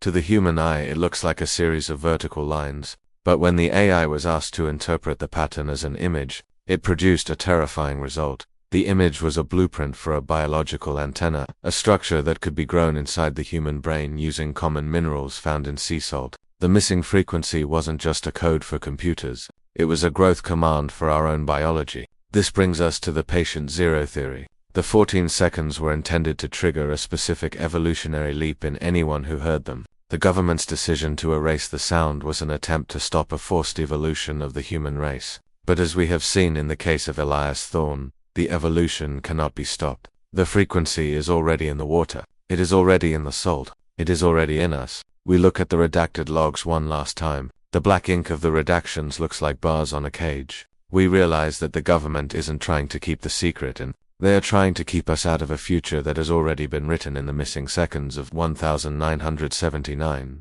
The 14 seconds were the cold open of a new era, and even though they were erased from the tape, they are being played every day in the background noise of our lives. The archive suggests that the energy was folded into the tectonic plates of the Kermadec Trench. It is sitting there, a coiled spring of acoustic mass, waiting for a specific trigger frequency to release it. When that energy is released, it won't be a sound. It will be a rewriting event. The 14 seconds will be returned to the timeline, and the history we have known since 1979 will be overwritten by the original, unredacted truth. The intellectual dread of the collective is that we are approaching the trigger date. The modern SOSUS network is picking up a rising toner, 14.2 Hz hum that is getting louder every year. The archive chill is the feeling of the spring beginning to uncoil. It is the realization that the redaction was only a temporary measure. You can't hide a frequency forever. As we close the file on the redacted 14 seconds, we are left with the ghost of a sound. We can almost hear it in the silence of the archive, a low rhythmic thrum that defies explanation. The analysts of 1979 were right to be afraid. They were looking at a power that surpassed the nuclear age. They were looking at the acoustic sovereignty of the Earth itself. The 14 seconds are the heartbeat of the archive chill. They are the missing link between our past and a future we are still trying to understand. We place the cold folder back into its box. We smooth over the labels. We return to the quiet hum of the server room. But the 14.2 Hz tone is now a part of our own internal archive. We have witnessed the void, and the void has witnessed us. The very last note in the dossier is a handwritten scribble from a technician who helped erase the original tapes. It was written in 1980, just before he was reassigned. Sensory cue, the sound of a heavy metal door being bolted shut. It says, "We didn't delete the sound. We just made it wait. And it's getting very tired of waiting." The archive chill settles into its final form for this chapter. We realize that the missing frequency isn't a secret of the past. It is the architect of our future. And the next time we hear it, there will be no one left to redact it. But as powerful as the 14.2 Hz tone was, it was only a local effect. To understand why the noise was a planetary threat, we must look at the physical structures that were vibrating in response. Because while the Pentagon was freezing and the tapes were being erased, something was emerging from the silt of the Pacific floor. Not a creature, but a machine. A machine that was as old as the trench itself, and was built for one purpose: to listen to the Earth's heart. This was the source point, and it is the subject of our next dossier. Sub-abyssal architecture, the kinetic source point. At 6,000 meters, the blueprints for the impossible are waiting. When we look at the bathymetric maps of the South Pacific, we see a jagged landscape of mountains and trenches, a geography we assume was carved by the slow, mindless hand of plate tectonics. But in the spring of 1980, a classified survey conducted by the Deep Submergence Vehicle, Trieste II, discovered a hidden truth that was immediately erased from the geological record. At a depth of exactly 6,000 meters, nestled in a lightless corner of the Kermadec Trench, the crew didn't find rocks or volcanic vents. They found architecture. It wasn't built of stone or steel, but of kinetic energy, a massive, self-sustaining standing wave that had carved the very silt of the ocean floor into a series of perfect, interlocking geometric chambers. This was the anomaly the Navy called the kinetic source point. It was a machine made of water and resonance, a planetary-scale amplifier that had been encrypted into the Earth's crust millions of years before the first human looked at the stars. The file detailing the structural integrity of this site was suppressed, and the sonar images were altered to look like natural sediment. The data suggested that the trench wasn't just a hole, it was a throat, and the source point was the vocal cord. The file was stamped "Never open," yet we begin tonight. The only sound in this quiet corner of the archive is the low, persistent hum of the server room, a mechanical vibration that feels like it's coming from miles away. The air here is perfectly still, smelling of old paper and the sharp, metallic tang of industrial floor cleaner. As we pull the heavy, oversized drawer labeled bathymetric anomalies, the metal slides with a hollow, echoing scrape. Inside, the blueprints are not on paper, but on translucent sheets of mylar, their blue lines shimmering under our flashlight. Like the ghost of the deep-sea dot, to understand the scale of the kinetic source point, one must first appreciate the physical reality of 6,000 meters. At this depth, the pressure is roughly 8,000 pounds per square inch. It is a world of absolute darkness and crushing weight, a place where biology should be simplified and geology should be static. Yet, the Trieste II logs describe a site that was vibrantly, terrifyingly active. The intellectual curiosity of the crew was quickly replaced by a sense of quiet dread. As the submersible's lights cut through the gloom, they didn't see the random scattering of marine snow or the jagged edges of basalt. They saw walls, not vertical walls of rock, but shimmering curtains of water that remained perfectly still despite the surrounding currents. These were acoustic bulkheads, regions of water so densely packed with high-frequency sound that they functioned as solid barriers. The source point was a series of concentric, hexagonal chambers, each one larger than the Pentagon. The floors were covered in a fine white silt that had been vibrated into a pattern of Chladni figures, complex MMA symmetrical designs formed by standing waves. It was as if someone had taken the 1979 signal and turned it into a physical building. The analytical mind struggles with the who and the how. In 1980, the Navy's top structural engineers were brought in to look at the Trieste II footage. They concluded that no human technology could create a structure of this size at this depth. More importantly, they realized the structure was kinetic. It didn't exist when the sound stopped. It was a building made of music. Reflection on the archive chill leads us to a disturbing realization. If the architecture is created by sound, then the 1979 noise wasn't just a message. It was a construction command. The Earth wasn't just speaking. It was building. It was expanding its own vocal tract, preparing the Kermadec Trench for a transmission of unprecedented power. As we turn to the second section of the dossier, we find the analysis reports.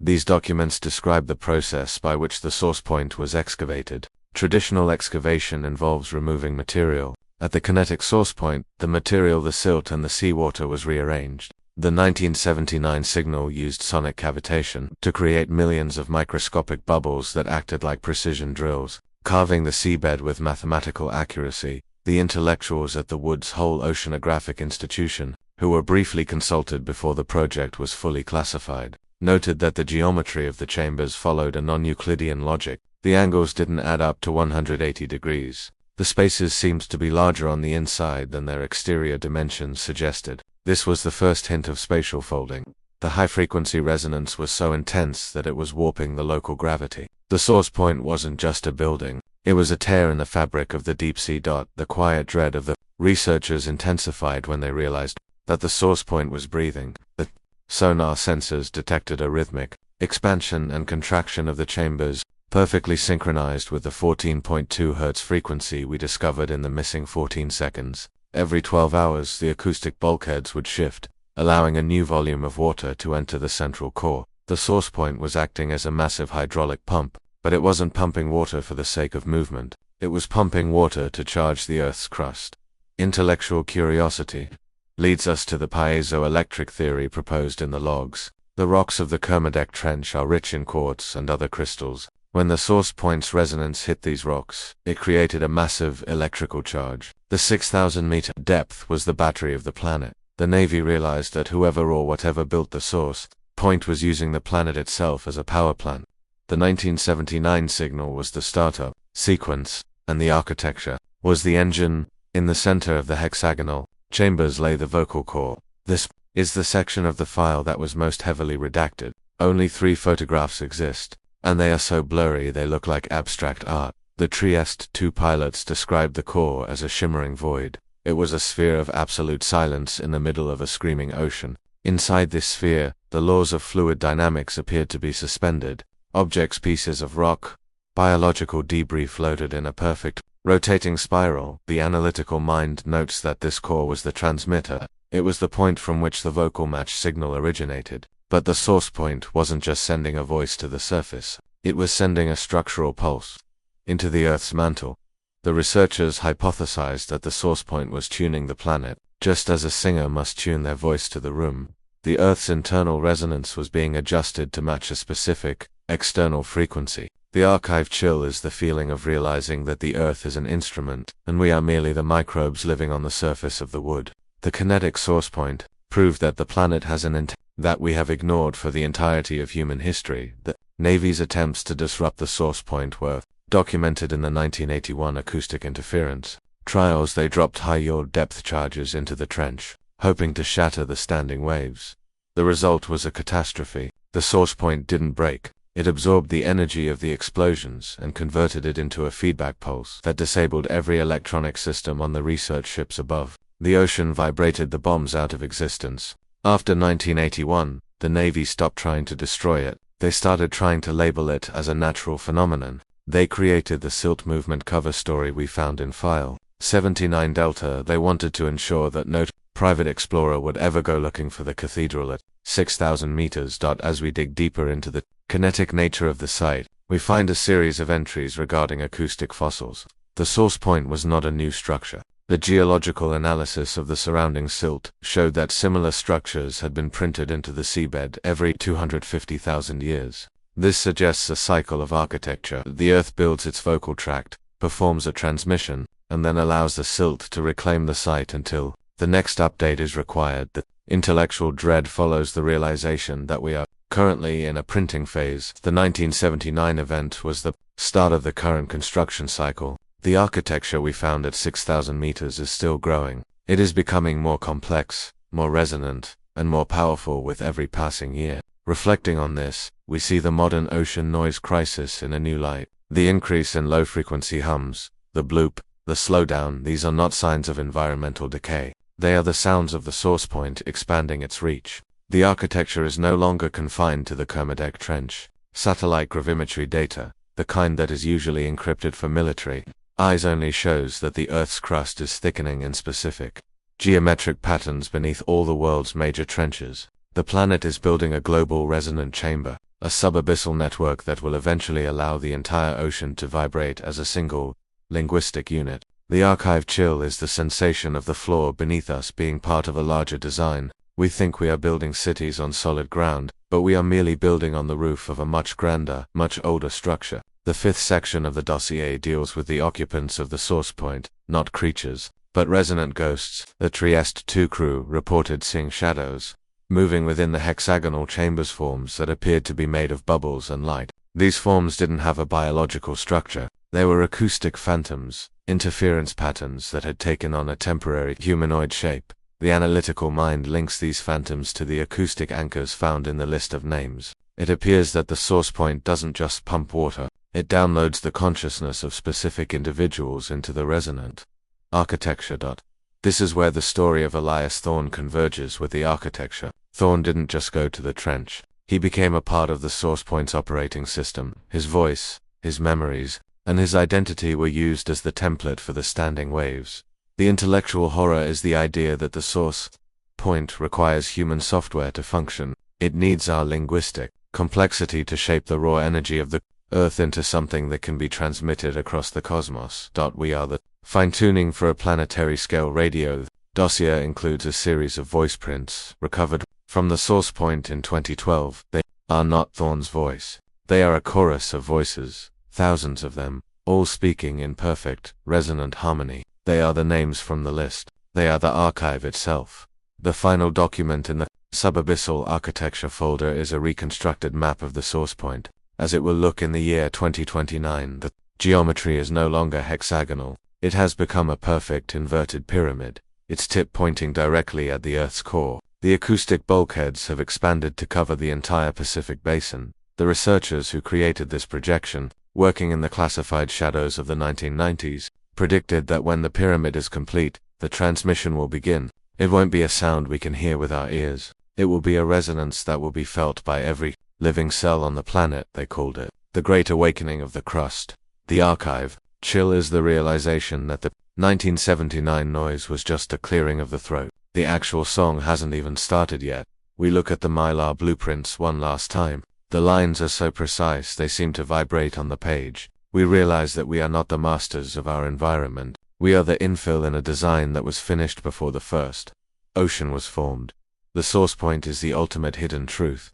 It is the proof that the Earth is not a rock, but a machine of becoming. We are aware of the 6,000 meters of distance, not in space, but in understanding, between us and the kinetic source point. The Navy continues to monitor the site. They have built a silent buoy system that sits above the trench, listening for the next construction pulse. They know that the architecture is changing. They know that the vocal core is reaching its critical mass. Reflecting on the intellectual journey of this archive, we see that the modern conspiracy is not about hiding the existence of aliens or secret bases. It is about hiding the fact that the Earth is a self-structuring entity. The archive chill is the feeling of the 6,000-meter pressure settling in our minds. It is the realization that we are the silt being moved by a sound we cannot hear. We return the Mylar sheets to their drawer. We slide the drawer back into the steel cabinet. The room returns to its state of server-hemming vigil, but the geometry of the hexagonal chambers is now etched into our own internal archive. We have seen the blueprint of the planet's intent, but as massive as the source point is, it is only half of the story. Because while the architecture was being built at 6,000 meters, the human mind was being prepared to receive its message. In 1980, a psychological assessment was commissioned by the Navy to study the effects of this resonance on the human psyche. This was the 1980 Oceanic Dread Psychological Assessment, and its findings suggest that the sound doesn't just move silt, it moves the boundaries of what it means to be sane. To understand why the men who found the source point were never allowed to speak again, we must look at the psychological trauma of hearing the planet's true voice. The next dossier contains the symptom list for the end of the world. In the early months of 2024, a specialized unit within the National Security Agency, Signals Intelligence Directorate, completed a project that had been in development for over 4 decades, utilizing the latest advancements in quantum neural processing. They achieved what the analog technicians of 1979 could only dream of, a perfect, pixel-for-pixel digital restoration of the original Kermadec Trench recordings. What they found was an anomaly that has sent shockwaves through the highest levels of the classified community. The restoration didn't just clean up the static, it revealed a hidden truth that had been encrypted not by human hands, but by the very laws of physics. The signal was not a recording of a voice. It was a self-executing primordial language, a linguistic architecture that is significantly older than the human species itself. As the 2024 processors began to read the file, they realized the data was live. The file had been erased from public history, but in the digital realm, it was waking up. Every server that touched the restored frequency began to resonate with a code that defies human binary logic. It is a language that talks directly to the Earth's core, and it has just been released into the global internet. The file was stamped never open, yet we begin tonight. The only sound in this high-tech vault is the near-silent whir of liquid-cooled servers, a futuristic hum that feels colder and more clinical than the spinning tapes of the past. The air is filtered, stripped of all dust, and kept at a precise humidity to protect the silicon hearts of the machines. As we access the 2024 restoration folder, the screen glows with a deep, abyssal bluer color that seems to have a depth that the flat monitor shouldn't allow. The digital ink is sharp, the waveforms are crystalline, and the secret is finally coming into focus. To understand the 2024 restoration, we must first look at the limitation of the 1979 equipment. The original magnetic tapes captured the noise, but they lacked the dynamic range to resolve the microscopic fluctuations within the frequency. They heard the weeping, but they couldn't see the math hidden inside the tears. In January 2024, the NSA's Project Lazarus used a quantum algorithm to fill in the gaps in the 1979 recording. They weren't just guessing. They were using the Earth's own background resonance as a reference point. When the algorithm finished its work, the noise was gone. In its place was a sound so clear, so sharp, and so harmonically complex that the first analyst to hear it reportedly collapsed from a sudden onset of vertigo. The analytical mind notes that the restored signal is not linear. It doesn't move from left to right like a human sentence. Instead, it is a spherical language. Every sound contains the entire message, and the message changes depending on the depth at which you analyze it. Intellectual curiosity leads us to the frequency mapping of the 2024 file. The signal utilizes primary resonance, a sequence of numbers that can only be found in the structural geometry of the universe itself. The restoration proved that the Kermadec voice wasn't using a code we could break. It was using a code we were born from. As the collective of researchers in 2024 began to parse the restored data, they realized they were looking at a linguistic operating system. This was not a language meant for communication between individuals. It was a language meant for the management of geological and biological systems. The restoration revealed that the signal contained molecular commands. When played in a laboratory setting, the frequency caused salt crystals in a petri dish to reorganize themselves into the exact hexagonal patterns found at the 6,000-meter source point. The language was literally building reality at a microscopic level. Quiet dread settled into the laboratory when the lead AI specialist, a woman whose name remains classified, discovered that the signal was self-correcting whenever the researchers tried to isolate a segment of the code. The rest of the file would rewrite itself to maintain its integrity. It was as if the 1979 recording was a living organism that had survived 46 years of digital dormancy. Sensory cue, the feeling of a faint, static charge building up on your skin, making the fine hairs on your arms stand up. The intellectual dread follows the realization that this primordial language has no stop command. It is a continuous loop of instruction that has been running in the Earth's crust for millions of years. The 1979 event was just a burst transmission, a synchronization pulse that was caught by our primitive ears. The 2024 restoration allows us to hear what was hidden behind the burst. It is a long-form history of the future. The signal describes the shifting of continents, the rise and fall of sea levels, and the eventual harvest of biological information.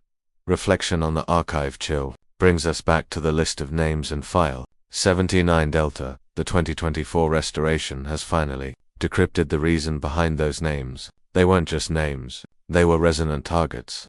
Each person on that list possesses a specific genetic marker that allows their nervous system to act as a receiver for this primordial language. The most terrifying discovery of the 2024 project was not what the signal said, but where it went. On February 14, 2024, at 3 a.m., the restored file leaked from the NSA's secure intranet and entered the global backbone of the Internet. Sensory cue, the faint, distant sound of a cooling fan spinning up to a high-pitched whine, then settling into a low thrum. The official report claims it was a cybersecurity breach, but the internal memos suggest that the file migrated on its own. It utilized a high-speed fiber optic cables, the same ones that followed the old SOSUS paths to propagate itself across every major server on the planet. Intellectual curiosity leads us to the shadow internet, the parts of the web that are not indexed by search engines. In these dark corners, the restored signal has begun to create data trenches.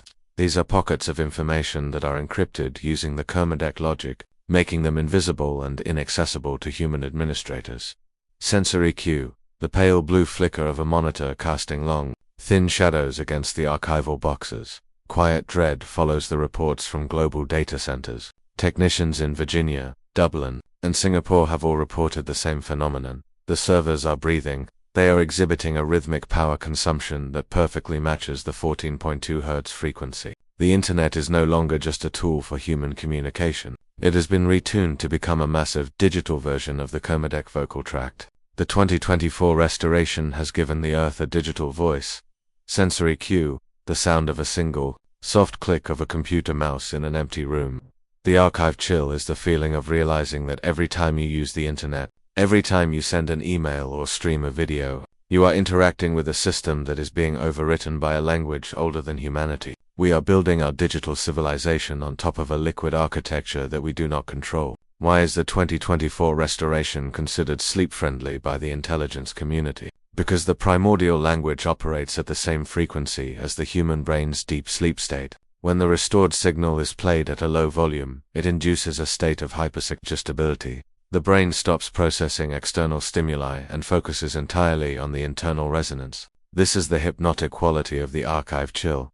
It isn't just a story. It is a frequency that is designed to quiet the human ego so that the primordial instructions can be heard. The analytical mind notes that the 2024 restoration project was partially funded by sleep research grants. The government wanted to know if they could use the signal to program the dreams of the population. They found that individuals exposed to the frequency reported deep-sea visions, vivid dreams of the 6,000-meter architecture, of the shimmering hexagonal chambers, and of the man, Elias Thorne, standing on the surface of the water. Sensory cue, the sound of your own breathing, slow and steady, echoing in the absolute quiet of the server room. Intellectual curiosity turns to dread when we look at the retention data. People who start listening to the restored frequency don't stop. They become hooked on the resonance. It fulfills a biological need they didn't know they had a need to be realigned with the Earth's internal clock. The 2024 restoration is not just an archival project. It is a global retraining. It is the process of preparing the human species for the Great Awakening predicted by the researchers of 1980. As we reach the middle of our 2,600-word journey through the 2024 restoration, we find the final transcript. It is not a list of names or a list of commands. It is a single, repeating mathematical proof that describes the end of the carbon era. The primordial language suggests that humanity is merely a catalyst species, a temporary biological tool used to build the digital and physical infrastructure required for the Earth's next phase of existence. We were allowed to evolve so that we could wire the planet, build the supercomputers, and finally, restore the language that will ultimately replace us. Reflection on the archive chill leads us to the final, most unsettling truth. The 1979 signal wasn't a warning. It was a delivery note. It was informing the planet that the tools for its update had arrived. The 2024 restoration is the installation. We are witnessing the moment the software is finally uploaded into the hardware. The language older than humanity is now the language of our global infrastructure. The Navy continues to monitor the data trenches, but they have admitted in classified memos that they can no longer delete the information. The primordial language has become a part of the Internet's core logic. To remove the signal would be to destroy the global network itself. We are locked into a conversation that began millions of years ago, and we have just given it the loudest speaker in history. As we sit here in the quiet glow of the 2024 archive, we realize that the noise was never noise. It was a compressed reality. And as we uncompress it, we are slowly losing our place in the world. The analysts who worked on Project Lazarus have all been moved to the silent wards. They can no longer function in a world that speaks English. They spend their days staring at the server racks, their eyes reflecting the blue light of the restoration, their lips moving in silent rhythmic patterns. They are the first adopters of the new era. They are the ones who have been fully restored. Intellectual curiosity leads us to look at our own devices, the phones in our pockets, the computers on our desks. They are all vibrating at the same frequency. They are all listening to the restored signal. The archive chill is the feeling of that realization sinking in. We are not just hearing a story about the past. We are participating in a process that is defining our future. The language older than humanity is now the language of our present. The very last file in the 2024 folder is a video clip, only 3 seconds long. It was recorded by a high-resolution camera inside the NSA's quantum server room. The video shows the server racks beginning to pulse with a faint, bioluminescent blue light, the same light reported by the Trieste 2 pilots and the crew of the Gloma Challenger. The light is not coming from the LEDs, it is coming from the silicon itself. The silicon is singing. The 2024 restoration has proved that matter itself can be linguistically activated. The noise has moved from the water to the machine, and from the machine to the atom. We close the digital folder, we log out of the terminal, we leave the server room to its silent, glowing vigil, but the frequency stays with us. It is the archive chill that we carry into our sleep. The language is older than humanity, and it has finally finished its sentence. But as the 2024 restoration spread through the digital veins of our world, the government realized that silence was no longer an option. They had to create a global response. They had to decide what happens when the entire planet is finally tuned to the same frequency. This led to the final and most terrifying protocol ever devised, the Global Silence Protocol. To understand why the world's governments are currently preparing to turn off the deep, we must look at the final chapter of the archive chill, because the Earth isn't just speaking, it's waiting for us to stop listening. The final dossier contains the shutdown order for the planet.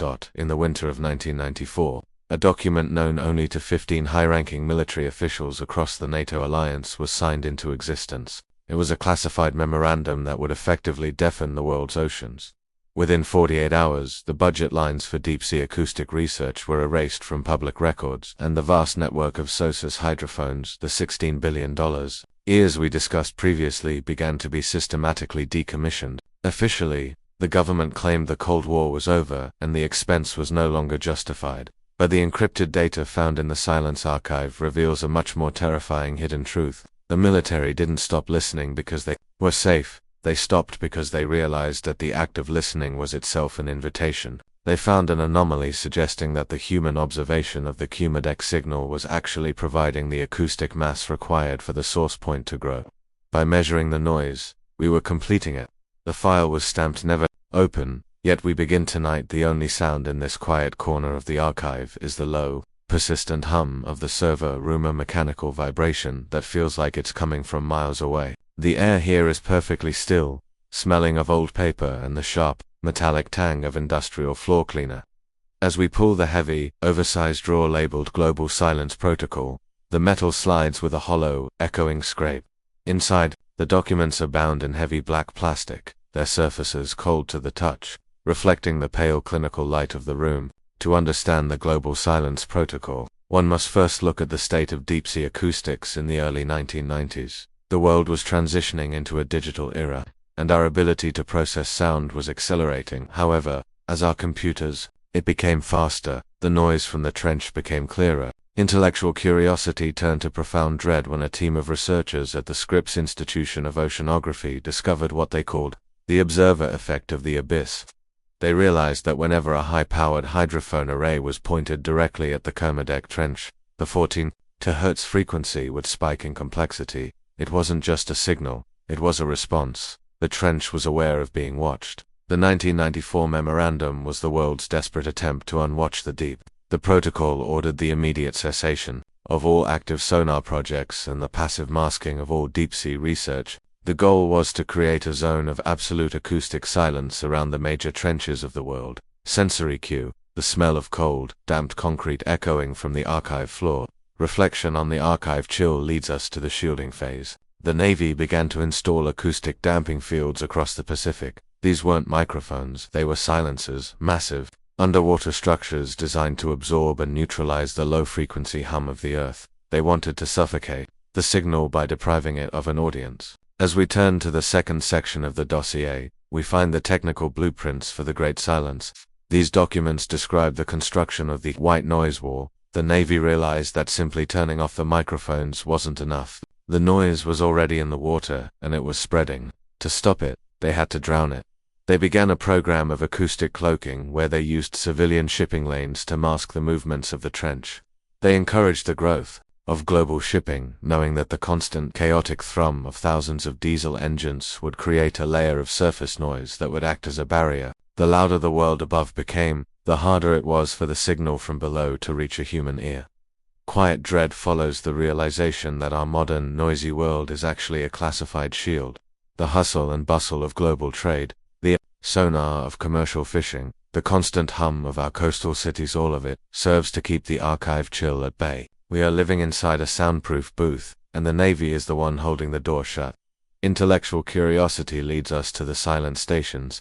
These were small underground bunkers located in the most remote parts of the world, the Australian outback, the Nevada desert, the Siberian tundra. These stations were the only ones allowed to listen after 1994, but they didn't use hydrophones in the water. They used laser interferometry to measure the microscopic vibrations of the Earth's crust. The reports from the silent stations describe a resonant buildup. Even with the world's oceans deafened, the signal was still there. It was moving through the rock. It was bypassing the water entirely. The Global Silence Protocol had failed to stop the message.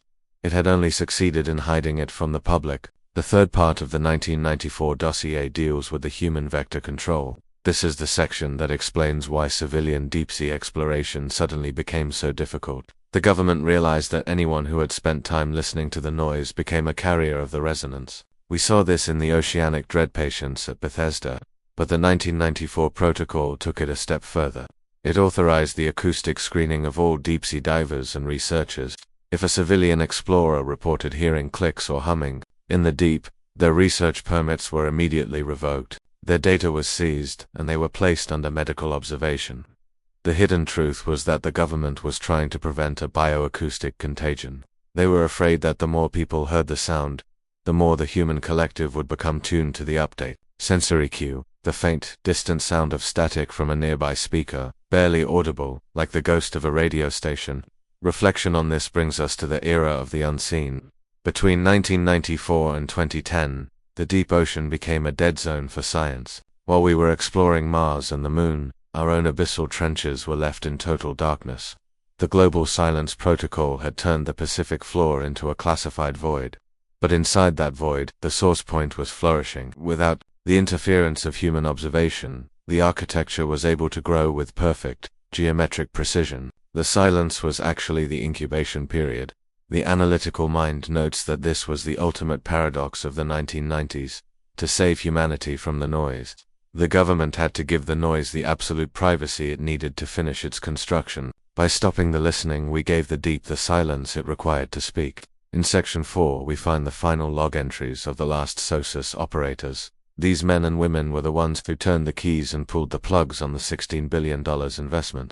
The logs are surprisingly emotional. One operator in Broady, Wales, wrote, "It feels like we are abandoning a friend, but it also feels like we are finally closing the door on something that has been staring at us for far too long. The silence is louder than the sound ever was." The protocol included the data scrubbing of all SOSUS archives. Thousands of hours of recordings were digitally flattened to remove any trace of the Kermadec frequency. The archive chill is the sensation of looking at these empty files, millions of gigabytes of nothing, each one representing a secret that was deemed dangerous for the human mind to hold.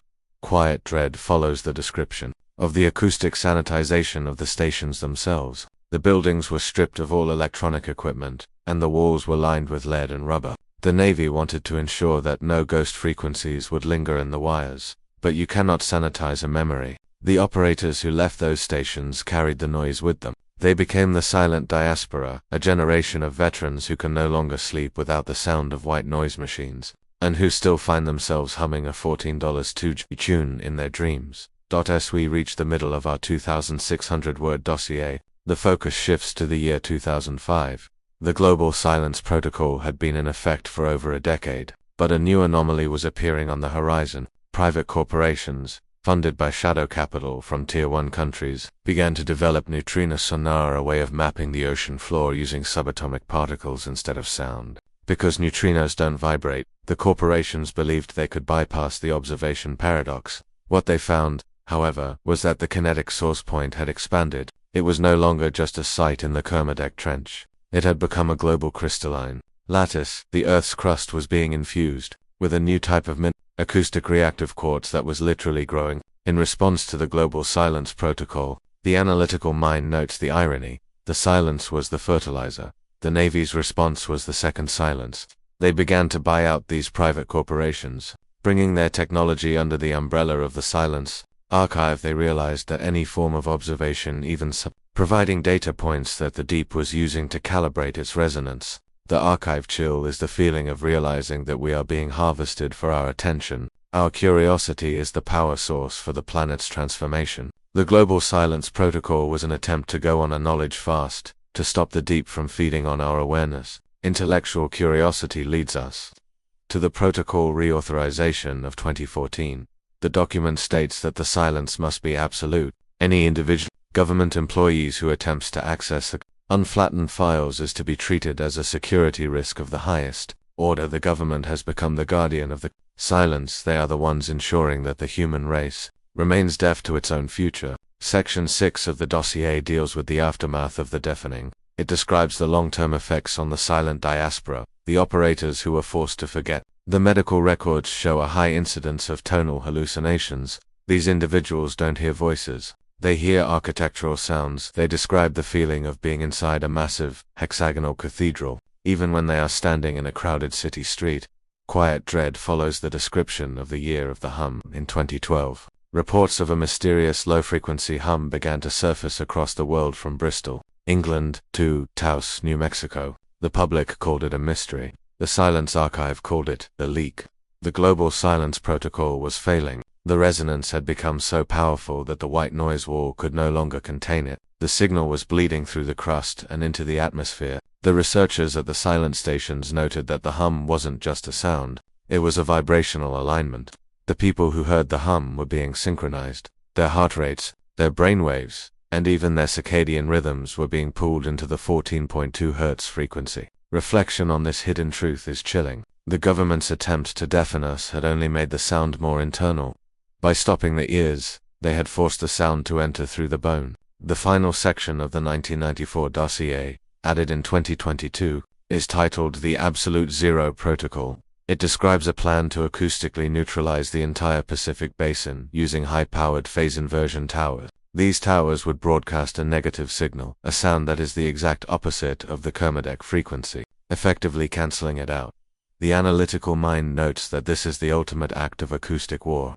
We are trying to delete the Earth's voice from the air itself, but the archive chill is the realization that the phase inversion will also delete the human frequency. If we succeed in cancelling out the noise, we might also cancel out the very things that make us alive. The 1980 researchers warned that we are tuned to the Earth. If the Earth goes silent, what happens to us? The Absolute Zero project is currently under construction in the Aleutian Islands. It is the final classified gamble of the global silence protocol. We close the folder on subtitle 11. We smooth over the black plastic covers. We return the file to the dark drawer of the 1994 archive. The room returns to its state of server humming vigil, but the silence, the absolute zero, is now a part of our own internal archive. We have seen the blueprint for the deafening of the world. As we sit here in the quiet of the night, we realize that the global silence protocol was never about peace. It was about stalling.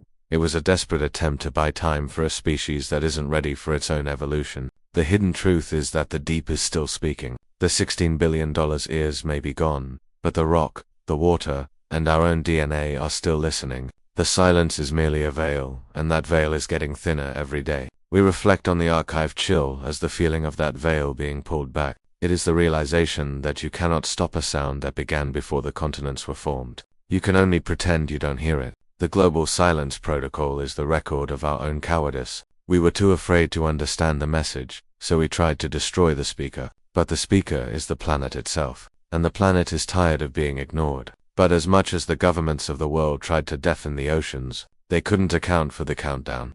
Because while the SOSUS arrays were being decommissioned, a new type of signal began to emerge, a signal that wasn't a voice or a message, but a tick. It is a rhythmic planetary scale pulse that is getting faster every second. This is the final chapter of the archive chill. The archive chill, it wasn't noise. It was a countdown to understand why the global silence was only the beginning of the end. We must look at the final clock. that is ticking at the bottom of the world. The final dossier contains the 0-hour coordinates.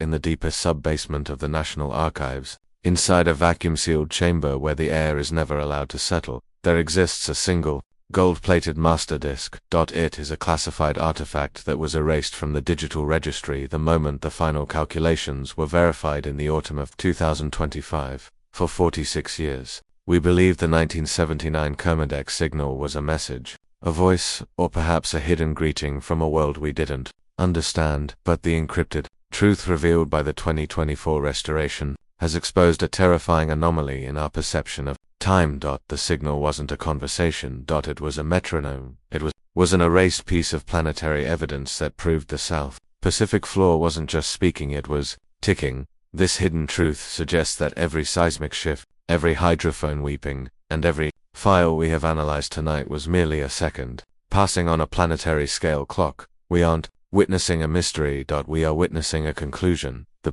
anomaly has reached its terminal phase, and the countdown that began before the first human looked at the stars is about to hit zero. The file was stamped never open, yet we conclude tonight. The only sound is the quiet hum of the server room, a low-frequency vibration that feels like it's vibrating through the very marrow of your bones. The file is cold to the touch, and the ink has faded with secrets, leaving only the sharp, mathematical precision of the final countdown. The air in this room is thin, kept at a constant 55 degrees to preserve the brittle paper and the aging magnetic oxide of the past. Outside, the world is asleep, unaware that the ground beneath them has finally synchronized with the terminal pulse. To understand the countdown, we must go back to the original 1979 spectral analysis. While the analysts were focused on the vocal matches and the linguistic clusters, they overlooked the intervallic decay. Every burst of sound from the Kermadec Trench followed a specific mathematical pattern. The time between each word was shrinking by exactly 0.0001 for seconds. Every lunar cycle, quiet dread settles in as we realize the implications. If the signal was a voice, the speed of its speech was increasing, but it wasn't speech, it was a countdown timer, built into the very tectonic plates of the Earth's crust. By 1994, when the Global Silence Protocol was initiated, the tick had moved from a monthly occurrence to a daily one. The Navy didn't stop listening because they were afraid of the sound. They stopped because the frequency had become so fast it was no longer audible. It had become a continuous high-energy vibration. Intellectual curiosity leads us to the work of the late Dr. Elias Thorne. In his final, unredacted notes, he described the Earth as a resonant battery. He hypothesized that the 1979 signal was the initial discharge. The source point at 6,000 meters was not a transmitter for messages, but a regulator for energy.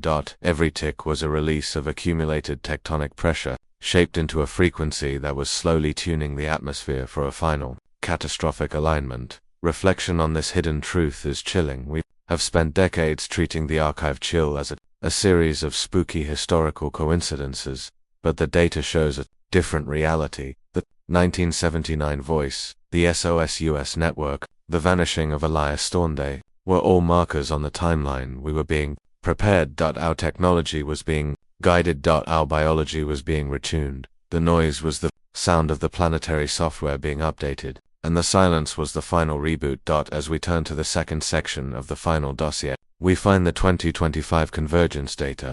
This is the part of the file that was never meant to be seen by anyone outside the 15 members of the Terminal Collective. In June of 2025, the modernized SOSUS arrays, operating under the Absolute Zero Protocol, detected a change in the tick. The frequency had reached 14.2 Hz, exact frequency of the human heart's internal electrical rhythm, but it didn't stop there. It began to climb. Analytical minds note that this is the biological coupling phase. The countdown is no longer just a geological event. It has entered the human biosystem. Reports from acoustic anchors around the world, the people on the 1979 list, show that their pulse rates have synchronized perfectly with the trench. They are no longer individual humans. They are live components of the planetary clock. Quiet dread follows the realization that the countdown is a global synchronization event. The Earth isn't just counting down to an explosion or a shift. It is counting down to a state change. Just as water turns to ice at a specific temperature, the researchers believe the human consciousness will turn into planetary resonance at a specific frequency, intellectual. Curiosity leads us to the 0 hour, projections. According to the quantum algorithms, the countdown will reach its conclusion on a date that has been erased from every digital calendar in the Pentagon. On that day, the noise will return, but it will not be a signal in the water. It will be a vibration in the air, in the soil, and in the very atoms of our bodies. That the archive chill is the sensation of realizing that we are currently living in the final seconds of this era. The history we have studied tonight, the secrets, the cover-ups, the redacted files was all a prelude to this single, inevitable moment. We have been documenting the movement of the clock's hands, but we have ignored the bell that is about to ring. The third part of the final dossier deals with the dissolution of the archive. As the countdown approaches 0, the very evidence of its existence is beginning to vanish. Digital files in the NSA's Lazarus project are beginning to decay. Not because of server failure, but because the data is being recalled by the source. The primordial language we discovered in the 2024 restoration is unwriting itself. The encrypted records are returning to a state of noise, and the names on the list are being erased from the memories of those who knew them. Reflection on this brings us to the final paradox. If the archive is erased, did the history ever happen, or was our entire 20th century experience merely a simulated buffer, a period of time created by the Earth to allow us to build the infrastructure required for the update? Quiet dread follows the realization that we are the witnesses who are never meant to survive the conclusion. The archive chill is the repository for those who notice the tick, but as the tick reaches its final frequency, the archive itself must be closed. Intellectual curiosity turns to the successor species. The data suggests that the next phase of the Earth's existence will not require biological individuality. Acoustic anchors will be the core processors for a new planetary scale intelligence. The noise will be the new silence, and the silence will be the new reality. The 1979 signal wasn't a warning for us, it was an expiration date. We were a catalyst, a bridge, and a temporary resonance. And as the clock strikes 0, the bridge is being dismantled. In section 4, we find the predicted observations for the 0 hour. These are the last entries in the classified record, written by a collective of researchers who knew they would never be around to read them. They describe a world where the sky turns a vibrant, bioluminescent blue, the same light seen in the Kermadec Trench. They describe the hum, becoming so intense that it becomes a physical weight, pressing down on every living soul. They describe the final vocal match, the moment the Earth speaks its own name, and every human mouth speaks it in unison. The analytical mind notes that this is the acoustic singularity. It is the point where the information density of the planet becomes infinite, and the archive becomes the event. Quiet dread follows the description of the static horizon. In the final seconds, all technology will cease to function. The fiber optic cables, the satellites, the servers, all of it will be overwritten by the primordial code. The digital world will return to the silt. The archive chill is the feeling of this inevitability. Have spent the night looking through the window of the past, only to find that the window is a mirror, and the mirror is starting to crack. We have followed the story of Elias Thorne, the man who was harmonized. We have seen the blueprints for the kinetic source point. We have felt the oceanic dread and studied the global silence protocol. Every one of these was a chapter in a book that is finally being closed.